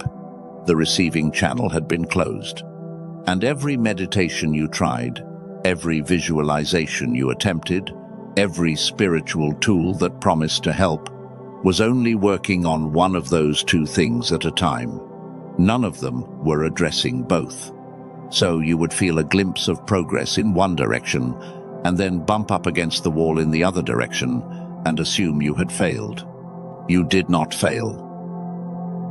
The tools you had been given were not designed for what was actually happening in you. There is a teacher who said, long ago, that the kingdom of heaven belongs to those who become like little children. Most people who have read those words assumed he was speaking metaphorically. He was not. Or rather, he was, not only. He was describing a state, a specific way the body and the mind are organized when the child of light is awake and receiving. And what he was pointing to, what most people missed, is that the path back to that state is not effort, it is restoration. The child of light you were is still in there. Both frequencies are still possible to wake. They have been quiet for a long time, but they have not died. And what you finally got tonight, the truth that broke open in you, is the spiritual prerequisite for the restoration to actually take. Because no one can be restored back to a child mind while she still believes she has to earn her way home. You do not have to earn your way home. The way home is being walked in you tonight. So now let me speak about what comes next, because for some of you, your body is already pulling toward an answer. I want to share a story with you, not a long one, just one. There is a woman, 43 years old, a teacher in Texas, who spent a decade helping other people grow while she felt completely stuck herself. She used to describe her own brain as running at 30% capacity. She could see other people moving forward. She could see her students going on to do things she had been dreaming of doing herself. But she could not seem to access the version of her own mind that knew how to move. 3 weeks. 3 weeks of sitting still for 7 minutes a day, listening to a specific audio with headphones, and her child mind began to wake. Ideas started arriving without her chasing them. A decision she had been deferring for an entire year was made in a single morning. She did not become a different person. She became the person she had been underneath all along, finally accessible to herself again. The audio she listened to is called the Genius Song. It exists because of a neuroscientist named Dr. Lake, who spent 34 years researching why the gamma frequency, the child mind frequency, gets suppressed in adult life and how it can be reactivated. His research came out of work done at MIT, Princeton, Harvard, and several other leading research institutions. What he discovered, and what he eventually built, is a 7-minute audio track that uses brain entrainment, a technology of binaural sound delivery, to gently bring the gamma frequency back online. You put on headphones, you close your eyes, you listen for 7 minutes. The audio does the work. The Genius Song does not turn you into somebody you are not. It wakes the version of you that was already there. The child mind, the curious one, the open one, the one who was your natural state before the world helped you put on the coat. The reactivation is not effort. It is just sitting still while the frequency comes back. I want to tell you one thing about this, openly, in the same voice the rest of this message has been spoken in. When you choose this path, you may at some point encounter something else, an extension that goes deeper, called the youthful brain. It is used by chosen ones who have walked this restoration further and want to maintain the child mind state across the long arc of their life. You will see it after you secure the genius song, only if your spirit pulls you toward it. The original alone is complete. The youthful brain is for those whose path requires them to keep the child mind awake into the years ahead. If your spirit confirms it, take it. If not, leave it. The original is already enough. Now, hear me carefully. Because the genius song addresses the first thing the world dimmed in you, the child mind. Gamma reactivation. The decline effect reversed. The version of you that learns easily, that wonders easily, that creates easily, coming back online. But the child mind waking up is not the whole story. A child whose mind has woken up but who still cannot receive is a child who has been awoken into hunger. She is curious again. She is open again. She wants to learn again. But the channel through which what she needs comes in is still closed. So she wakes up, looks around, sees the table, and cannot reach for what is on it.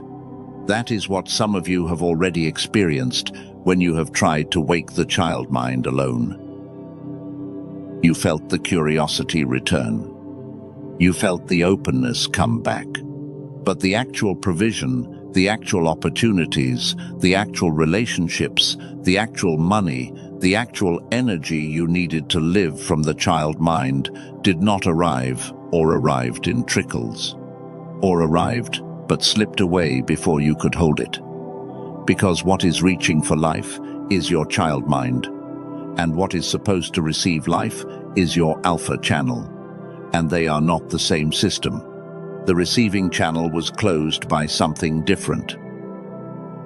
It was closed by the stress signal, the overactive beta frequency, the adult survival mode that has been running in the background of your nervous system for so long that it has become invisible to you. You do not feel it as stress anymore. You feel it as normal life. But it is not normal.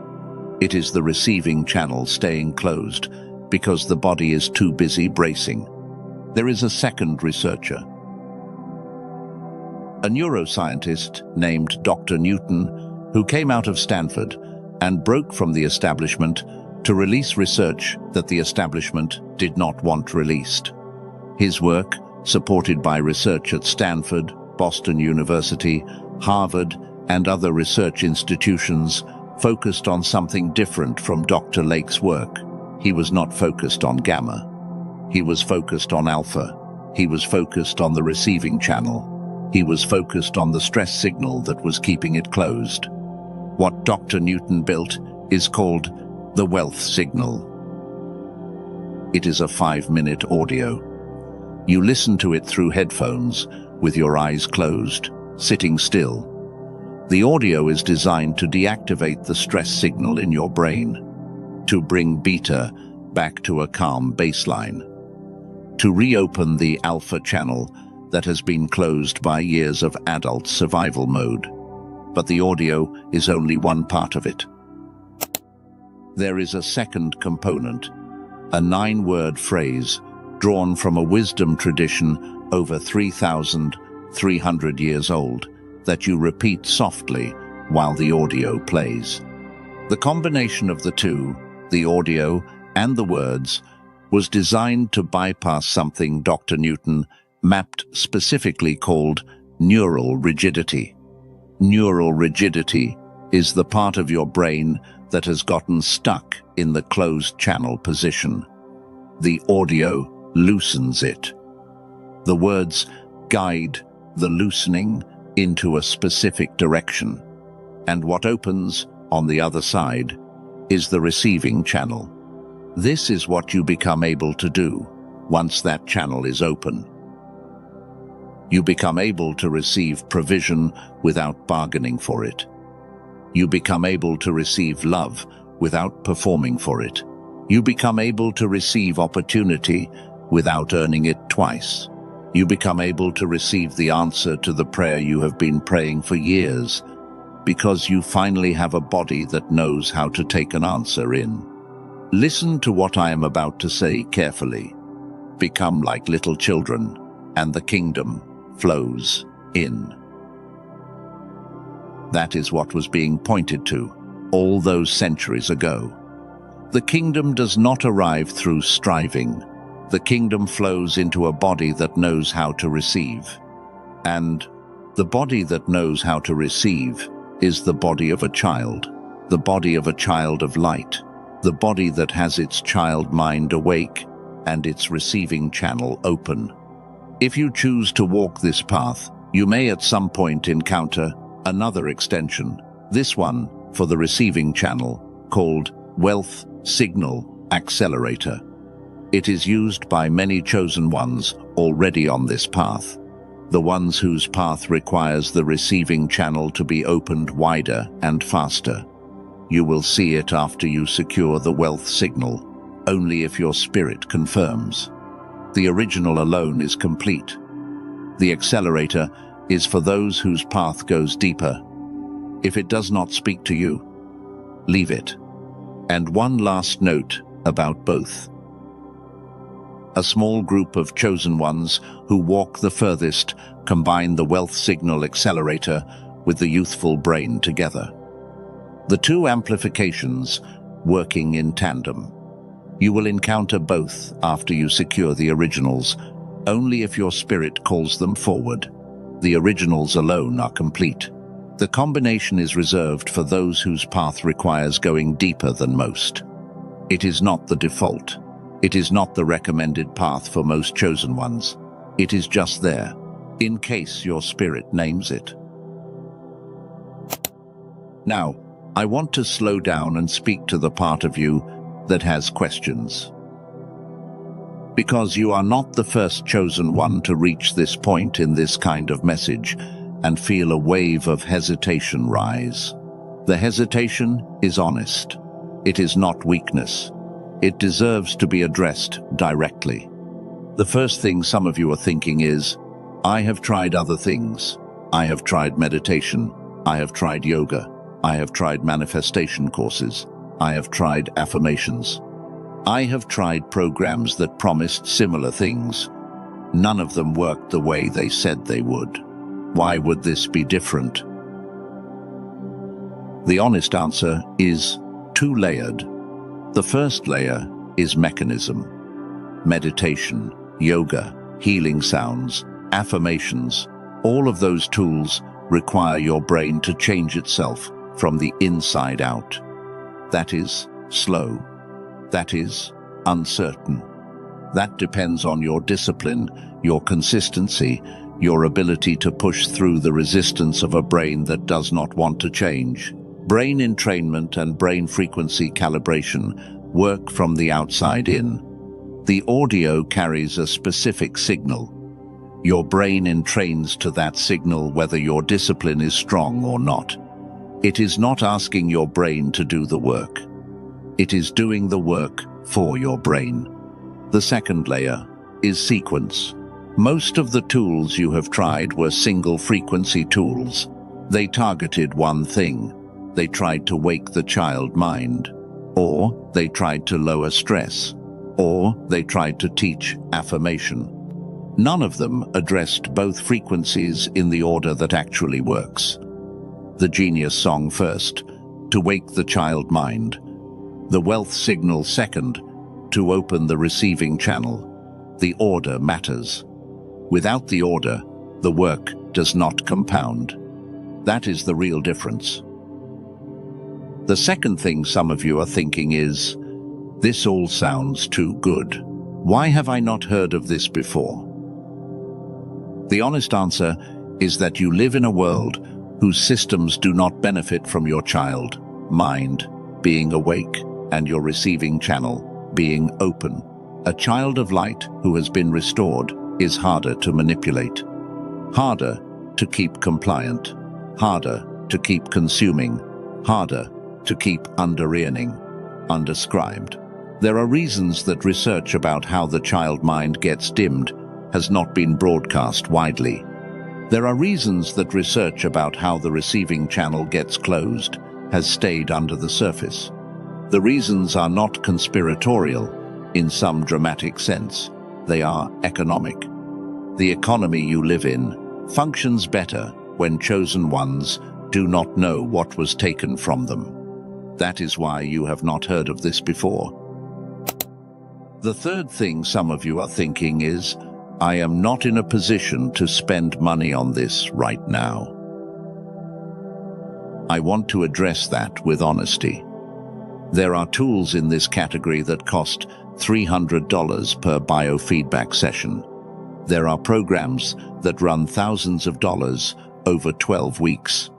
There are weekend retreats that ask hundreds of dollars before you have even arrived. The two audios I am describing tonight are not in that range. They are in the range that most chosen ones can afford, even in tight seasons, if their spirit is genuinely calling them toward them. But that does not mean every chosen one listening to this should buy them tonight. Some of you are not meant to. Some of you are meant to walk forward with what you got from this message alone. And the message alone is complete. The audios are not a requirement. They are a path.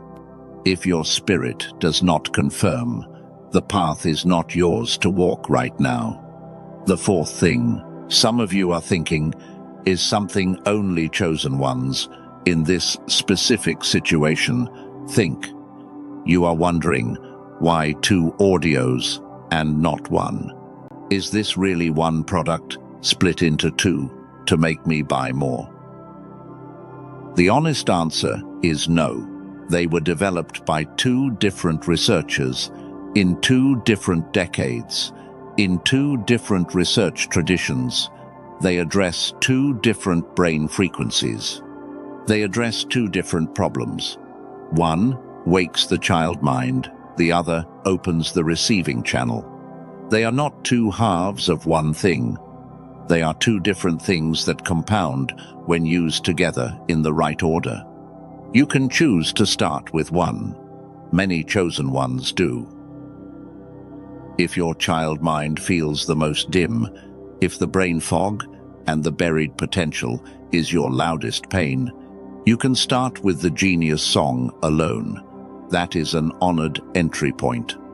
The first wave of restoration, walked alone, is enough for some. If your child mind feels alive, but you cannot reach for what is yours, if your problem is not curiosity, but receiving, you can start with the wealth signal alone.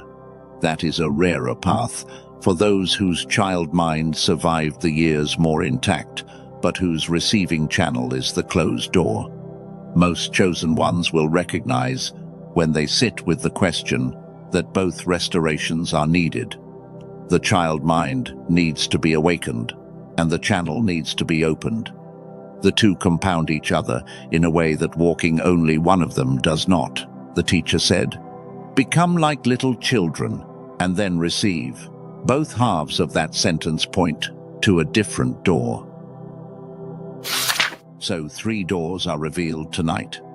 The first door is restoration. The child mind alone. The genius song for those who feel the dimmed mind most. The second door is reception for the receiving channel alone. The wealth signal for those whose child mind is alive but whose receiving channel has closed.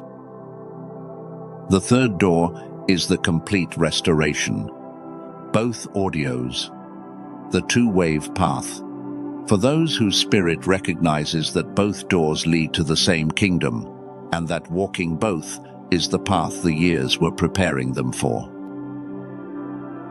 The third door is what most chosen ones who reach this point choose to walk through, not because of pressure, because the formation has already shown them that both halves of the kingdom belong to them. Become like little children and receive. The third door honors both halves of what was spoken. The path is below this video. In the description, in the pinned comment, the 3 doors are placed there for those whose spirit pulls toward any one of them. Your spirit knows which door is yours. Hear me on something else before we move toward the close. What was placed in front of you tonight is real.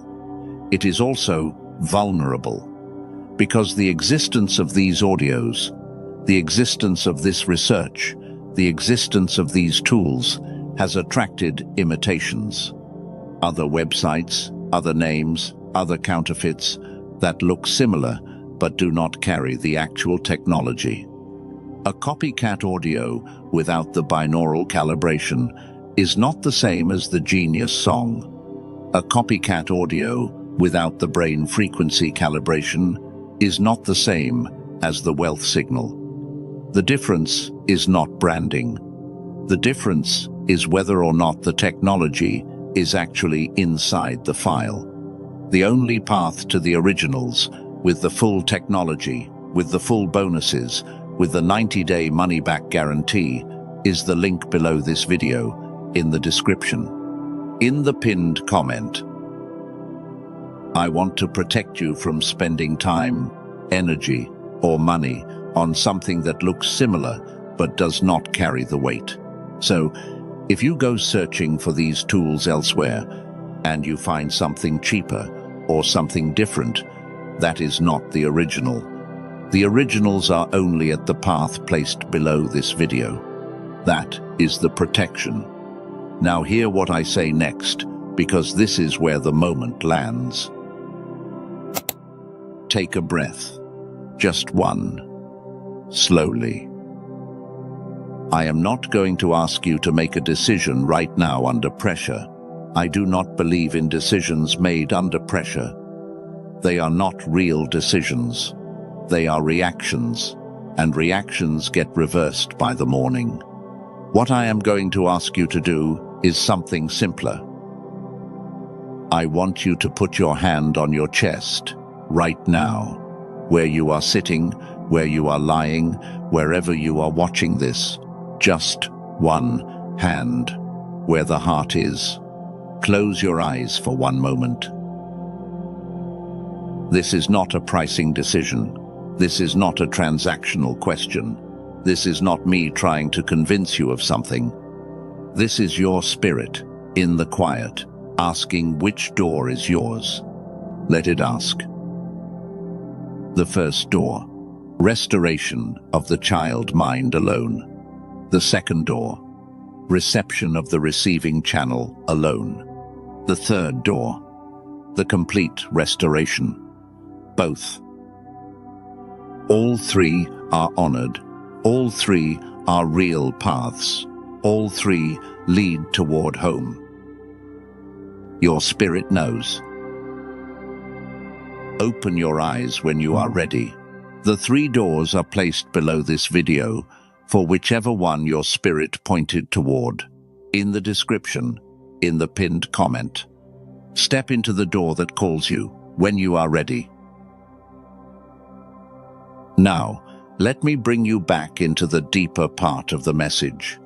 Because what just happened, what was placed in front of you, was a path. But the path is only one piece of what was given to you tonight. There is more that has not yet been spoken. There is a blessing I promised you. When this message began, there is a commissioning that has not yet been delivered. I want you to take a moment of stillness with me here. You have been listening for a long time. The message has carried weight. Your body has been doing real spiritual work. Even while you have been sitting still, you are allowed to feel what you feel. You are allowed to need a moment. Just breathe. Notice that you are still here. Notice that whatever was meant to land has landed. Notice that the room around you is the same as it was when this message began, but you are not the same. Stay with me through what is coming, because before this message ends, I am going to speak something over your life that is the entire reason you were brought here tonight. The closing is the gift. Everything before it has been preparation for the closing. Stay until the final breath. What comes next is where the years finally meet the version of you who got it, and that meeting is the blessing. And now the words begin to gather toward the close. Everything that has been spoken tonight has been moving toward this moment. The witnessing in the opening, the formation of the years, the temple where Hannah wept silently, the running father with his face wet from joy, the path placed below this video for those whose spirit confirmed it. All of it has been preparation. All of it has been ground being laid for what is about to be spoken over your life. So take a breath with me. Settle into the seat you are in. Let your shoulders drop one more time. Let your jaw soften. Let your hands rest. The work of receiving has been done. What remains is the seal. I want you to hear something before we go into the closing, because the version of you that opened this video and the version of you sitting here right now are not the same person. Something has shifted. Something has settled. Something has been named that, until tonight, was nameless.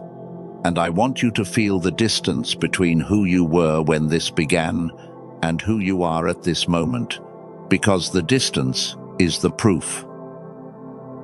What felt like years of being unseen was actually years of being watched. What felt like silence was actually preparation for a whisper.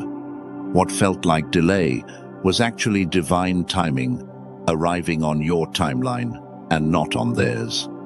What felt like striving without arrival was actually emptying for receiving. What felt like the version of you that did not matter was actually the version the Father was forming. What felt like the moment you almost gave up was actually the moment heaven stood up to applaud. Take that in. Each one of those reframings is a piece of the years being given back to you. The years were not what you thought they were. They were not loss. They were not punishment. They were not the Father's silence. They were the slow, patient, tender labor of a love that knew exactly what was on the other side of the formation and would not rush you there. You walked through the years. The years walked through you. And what is left on this side of them is something the world cannot replicate and cannot manufacture. It can only be formed. And it has been formed. In you, through you, as you. Now hear me, chosen one, because there is something you carry now, in your bones, that you did not carry when those years began. And the Father wants me to name it for you, so that you can carry it consciously, instead of carrying it without recognizing what it is. You carry truth, not just information about truth, not just opinions about truth. Truth itself, as a quality, has lodged in you. The years stripped the false out of you and left the true. So when you walk into a room now, when you sit across from somebody, when you listen to somebody describe their life, you can feel what is real and what is not. You can feel when somebody is performing and when somebody is being. You can feel when a relationship is built on something solid and when it is built on convenience. You did not earn that perception. The years gave it to you, and from this point forward, you are going to be one of the people in your circle, in your family, in your community, who can tell the difference. That is a sacred function. carry it with care. The truth carrier is rarely the most popular person in the room, but the truth carrier is the one whose presence shifts the temperature without having to say a word. That is who you have become. You also carry medicine, because every wound the years gave you, every season that broke you, every loss you thought was the end of you, has metabolized into something that can be given to other people who are now where you used to be. You did not waste the suffering. The suffering became substance. The substance became wisdom. The wisdom is now medicine, and your life is going to begin meeting people who need exactly the medicine you carry. You will not have to find them. They will find you. They will be drawn to you, the way somebody who is bleeding is drawn to somebody who knows how to dress a wound. You will not always know what to say. That is fine. The medicine is not in the words. The medicine is in your presence. The presence of somebody who has walked through what they are walking through and lived. The wounded healer does not heal by performing wholeness. The wounded healer heals by being honest about the wounds while standing on the other side of them. That is who you are. You also carry an ending.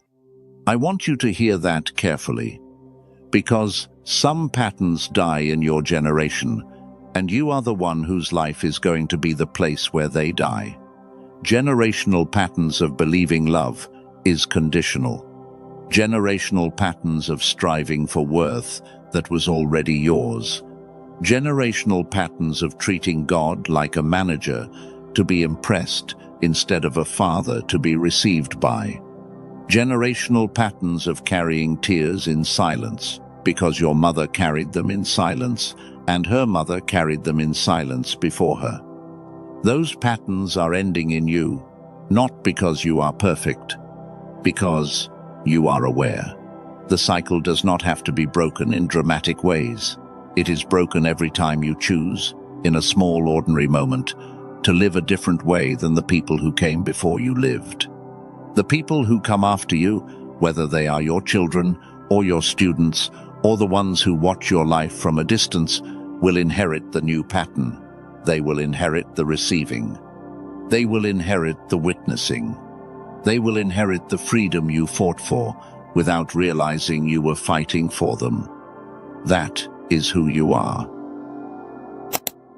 And finally, you carry a bridge, because there is a version of you that did not yet get it, and there is a version of you that does. The two versions are not strangers to each other. The one who got it remembers what it felt like not to, and that memory is the bridge. You are going to meet other chosen ones in the years ahead who are still in the version that did not yet get it. And because you remember, you will be able to walk with them, not above them, not lecturing them, just walking beside them until they cross the same bridge you crossed. The bridge cannot be walked alone. Somebody had to walk it before you, and somebody walked it with you. And now somebody else is going to walk it with you in front of them. That is who you are. The truth carrier, the wounded healer, the cycle breaker, the bridge. These are not aspirations. These are descriptions. They are who you have already become. Now, I want you to do something with me. Wherever you are sitting, wherever you are lying, wherever you have been listening, you do not need to move. You do not need to get up. You do not need to find anything. Everything we are about to do, we are going to do in your imagination. Close your eyes if you can. If you are driving, just keep your eyes on the road, and do this with the part of you that does not need eyes to see. In your mind, I want you to walk to a window. You know the window. It is the window we have been talking about all night. The window the father has been standing at for years, watching the road that leads from the far country back home. You have only ever seen this window from the outside, from the road, from the long walk back. You have never seen it from where the Father has been standing. Tonight, walk to it. In your imagination, place yourself on the other side of the glass. Let yourself stand exactly where he has been standing. Let yourself see what he has been seeing all these years. You see a road. The road is the road of your life. The road is dust and gravel and footprints. The road is uneven and long and curving. And on that road, you see a figure. The figure is you. The figure is you, walking through the years. The figure is you on the days you almost gave up. The figure is you on the nights you cried in the kitchen. The figure is you on the mornings you got out of bed when nothing in you wanted to. The figure is you forgiving people who never apologized. The figure is you praying prayers nobody heard. The figure is you sitting in cars at red lights with tears running down your cheeks while the radio played in the background. The figure is you walking the long road home without ever knowing for sure if there was a home at the end. Now turn. In your imagination, turn from the window and look at the one who has been standing there with you. Look at the Father. Let yourself see his face. His face is wet. His face is wet with tears, but the tears are not what you expected. They are not tears of disappointment in you. They are not tears of judgment. They are not the tears of a father who has been frustrated with how long it took you to get home. They are happy tears. They are the tears of a father who has been waiting for the moment you finally turned and saw him standing here. The moment you finally let yourself believe that he has been here the whole time. The moment you finally received the love that has been pouring out of this window toward you for every step of the journey. This is what he has been waiting for, not for you to arrive at home, for you to know he has been watching the whole time. Notice what your body is doing. Notice the heat behind your eyes. Notice the place in your chest that is opening. Notice the breath that has slowed without you having to ask it to slow. Notice that your shoulders have dropped half an inch since you walked to the window in your mind.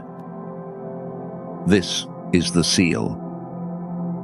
This is the moment being placed inside you, where it will stay, where it will be retrievable any time the doubt voice comes for it.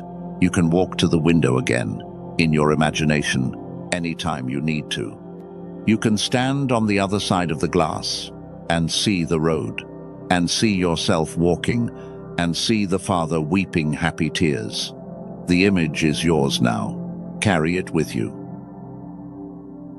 When you are ready, in your own time, let your eyes open again, or, if you are driving, let yourself come back to the road in front of you. There is no rush. The seal is not going anywhere. Now, I am going to deliver to you what I promised you when this message began. The blessing, the commissioning, the reason this video was placed in front of you tonight. I want you to listen with the part of you that has been doing the listening all night. But I also want you to listen with something deeper. Listen with the part of you that received the witnessing. Listen with the part of you that finally got it. Because what is about to be spoken is for that part of you, the receiving part, the version the Father has been weeping over. Take a real breath with me. Father, there is something settling in this chosen one tonight. Something that has been forming through years that did not feel like formation. Something that has been waiting for the silence in this room to be deep enough to land. Tonight, the silence is deep enough. Tonight, the heart is open enough. Tonight, the hands are unclenched enough. So we begin here. We do not begin with a request. We begin with a witnessing. Father, you have seen every silent prayer this chosen one has prayed. You have seen the tears wiped in parking lots before walking back inside. You have seen the prayers whispered in cars at red lights when nobody else was watching. You have seen the breakdowns in bathrooms with the shower running. You have seen the holidays smiled through while something inside ached. You have seen the years of carrying without complaint. You have seen the moments of almost giving up that nobody else ever knew about. You have seen all of it. And tonight, we name what has been seen. We name the cost. We name the weight. We name the patience. We do not minimize what these years have asked. We honor what they have asked. We honor the chosen one who paid the cost without ever knowing if anybody was keeping count.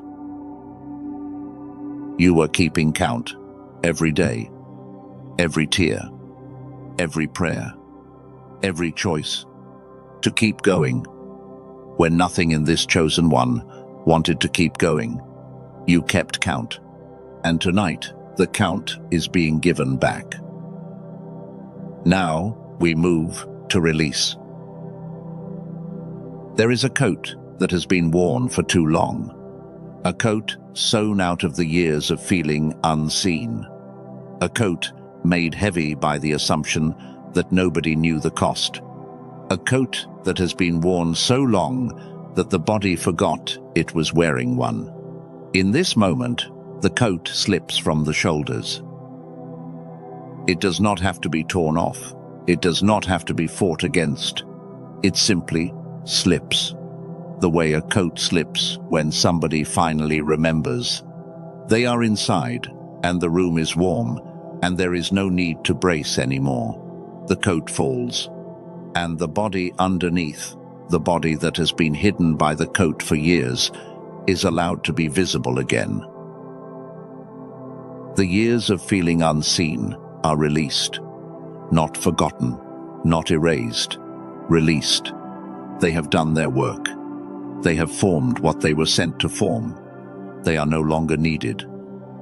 As a coat, they become a memory now, a memory that lives in the bones, that informs the wisdom, but that is not the costume anymore. The costume is gone. Take a breath in. Take a breath out. Now, we move to activation. Father, we call forward the version of this chosen one that you have been weeping over tonight, the receiving version, the version with open hands, the version whose child mind is waking and whose receiving channel is opening. We call her forward. We call him forward. We name them present. We activate the assignment that has been waiting for this version to arrive. The assignment that did not come in earlier years because it was waiting for the version of this chosen one who could carry it without striving. That version is here. The assignment is no longer being held. The assignment is unfolding. We activate the relationships that match this version. The ones who speak the new language. The ones who do not require performance. The ones who recognize what was formed in the years. We name them already on their way. We name the empty seats at the table being saved for them. We name the ones who could not match this version released, with no resentment, with no chasing, with no explanation owed. We activate the provision that has been held back for the receiving version, the opportunities that did not come last year, because the doing version would have used them the wrong way. The doors that did not open before, because the receiving version had not yet arrived. We name those doors, loosening on their hinges. We name the channel through which they will arrive, open and ready. We name the receiving discipline, being practiced and strengthened.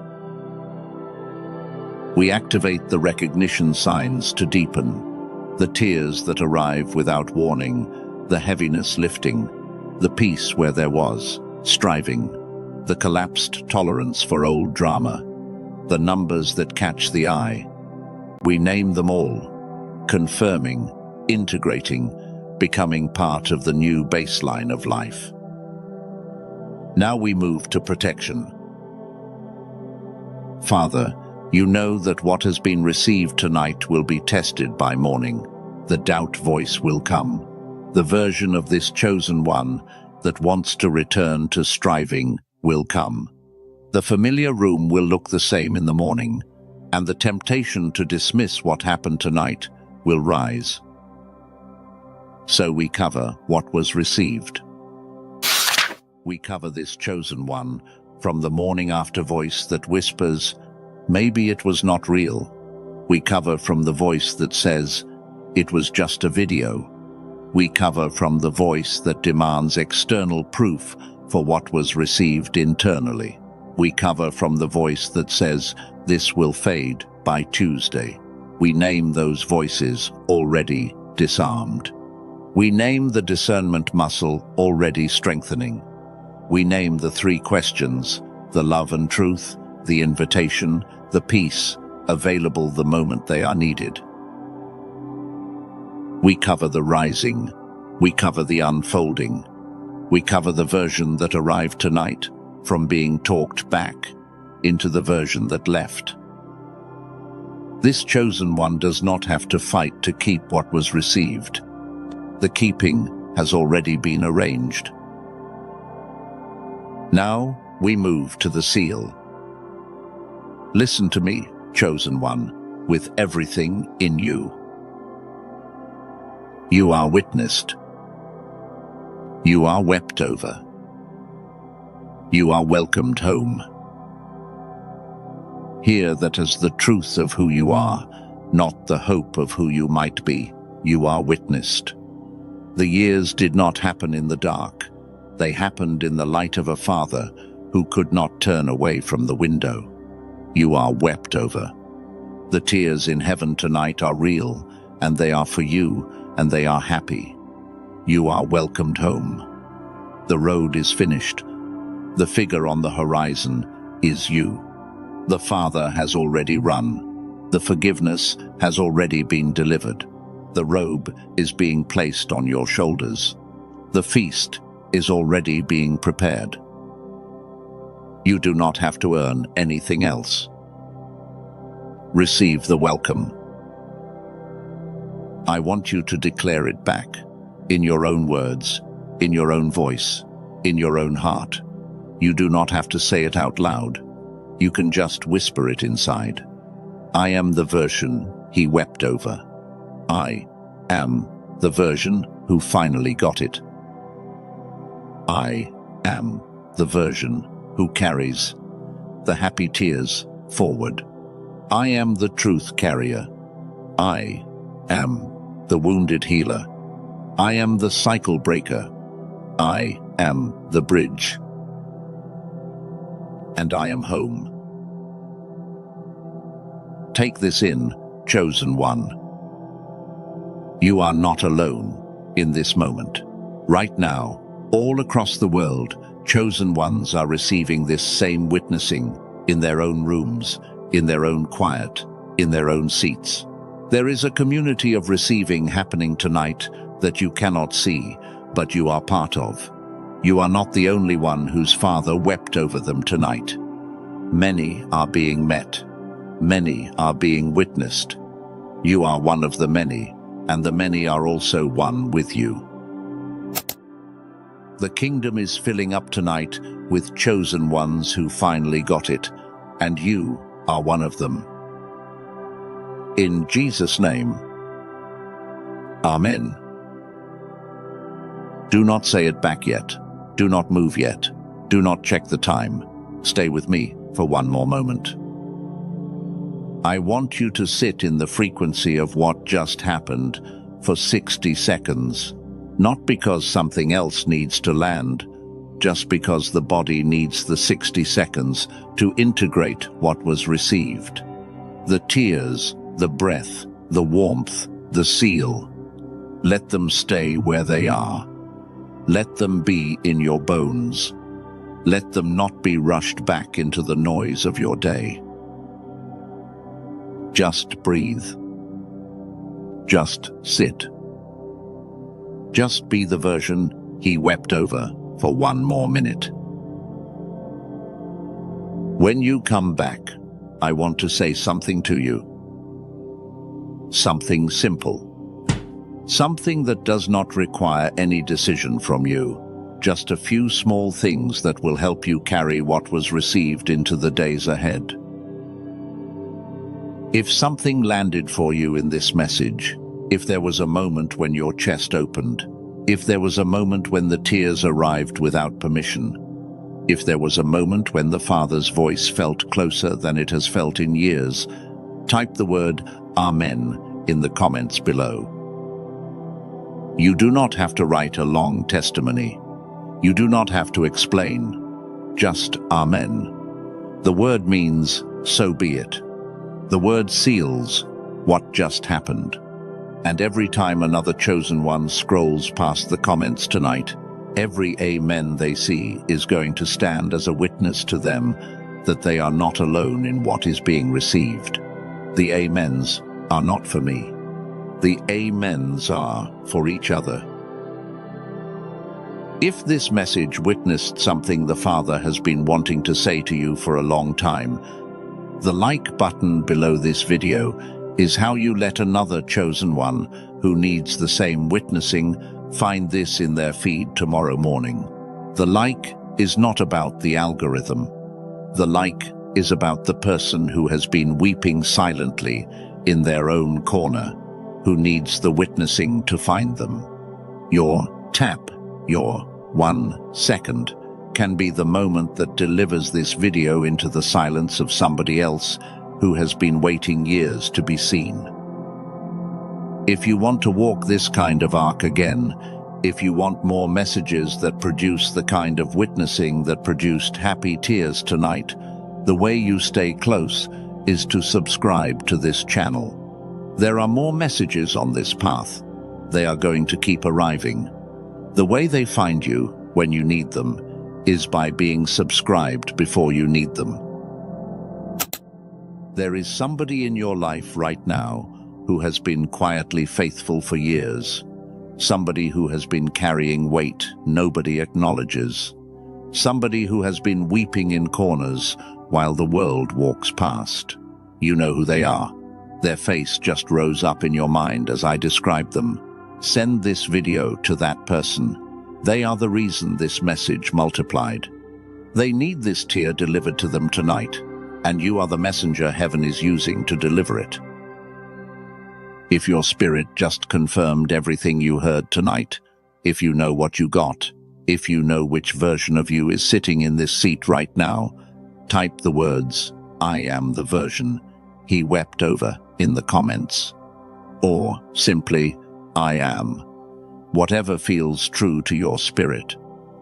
The declaration in writing is the seal of what was received. It does not have to be public-facing. It can be a private vow, expressed in a public space. The act of typing it makes the receiving more real than receiving in silence alone. And if your spirit pulled toward one of the 3 doors earlier in this message, if you felt your body lean forward when restoration, or reception, or the complete restoration was named, the path is below, in the description, in the pinned comment. The 3 doors are placed there for the spirits that recognize themselves in any one of them. Step into the door that calls you when you are ready. There is no rush. The doors are not closing, but your spirit knows which one is yours, and sometimes the spirit asks for the action while the conviction is still warm. Honor what your spirit asks of you. That is everything I came to deliver tonight. Now hear me one more time. Whatever you do in the next 10 minutes, the next 10 hours, the next 10 days, you are doing it as the version he wept over. You are not striving. You are receiving. You are not earning. You are being held. You are not alone. You are walked with. You are not what you were when this video began. You are what the formation produced. You are home. What you just experienced was not a video. It was a witnessing. Do not move yet. Do not rush back into the noise. Sit in this frequency for one more breath before you re-enter the day. For the first time in years, the jests at the surface. It is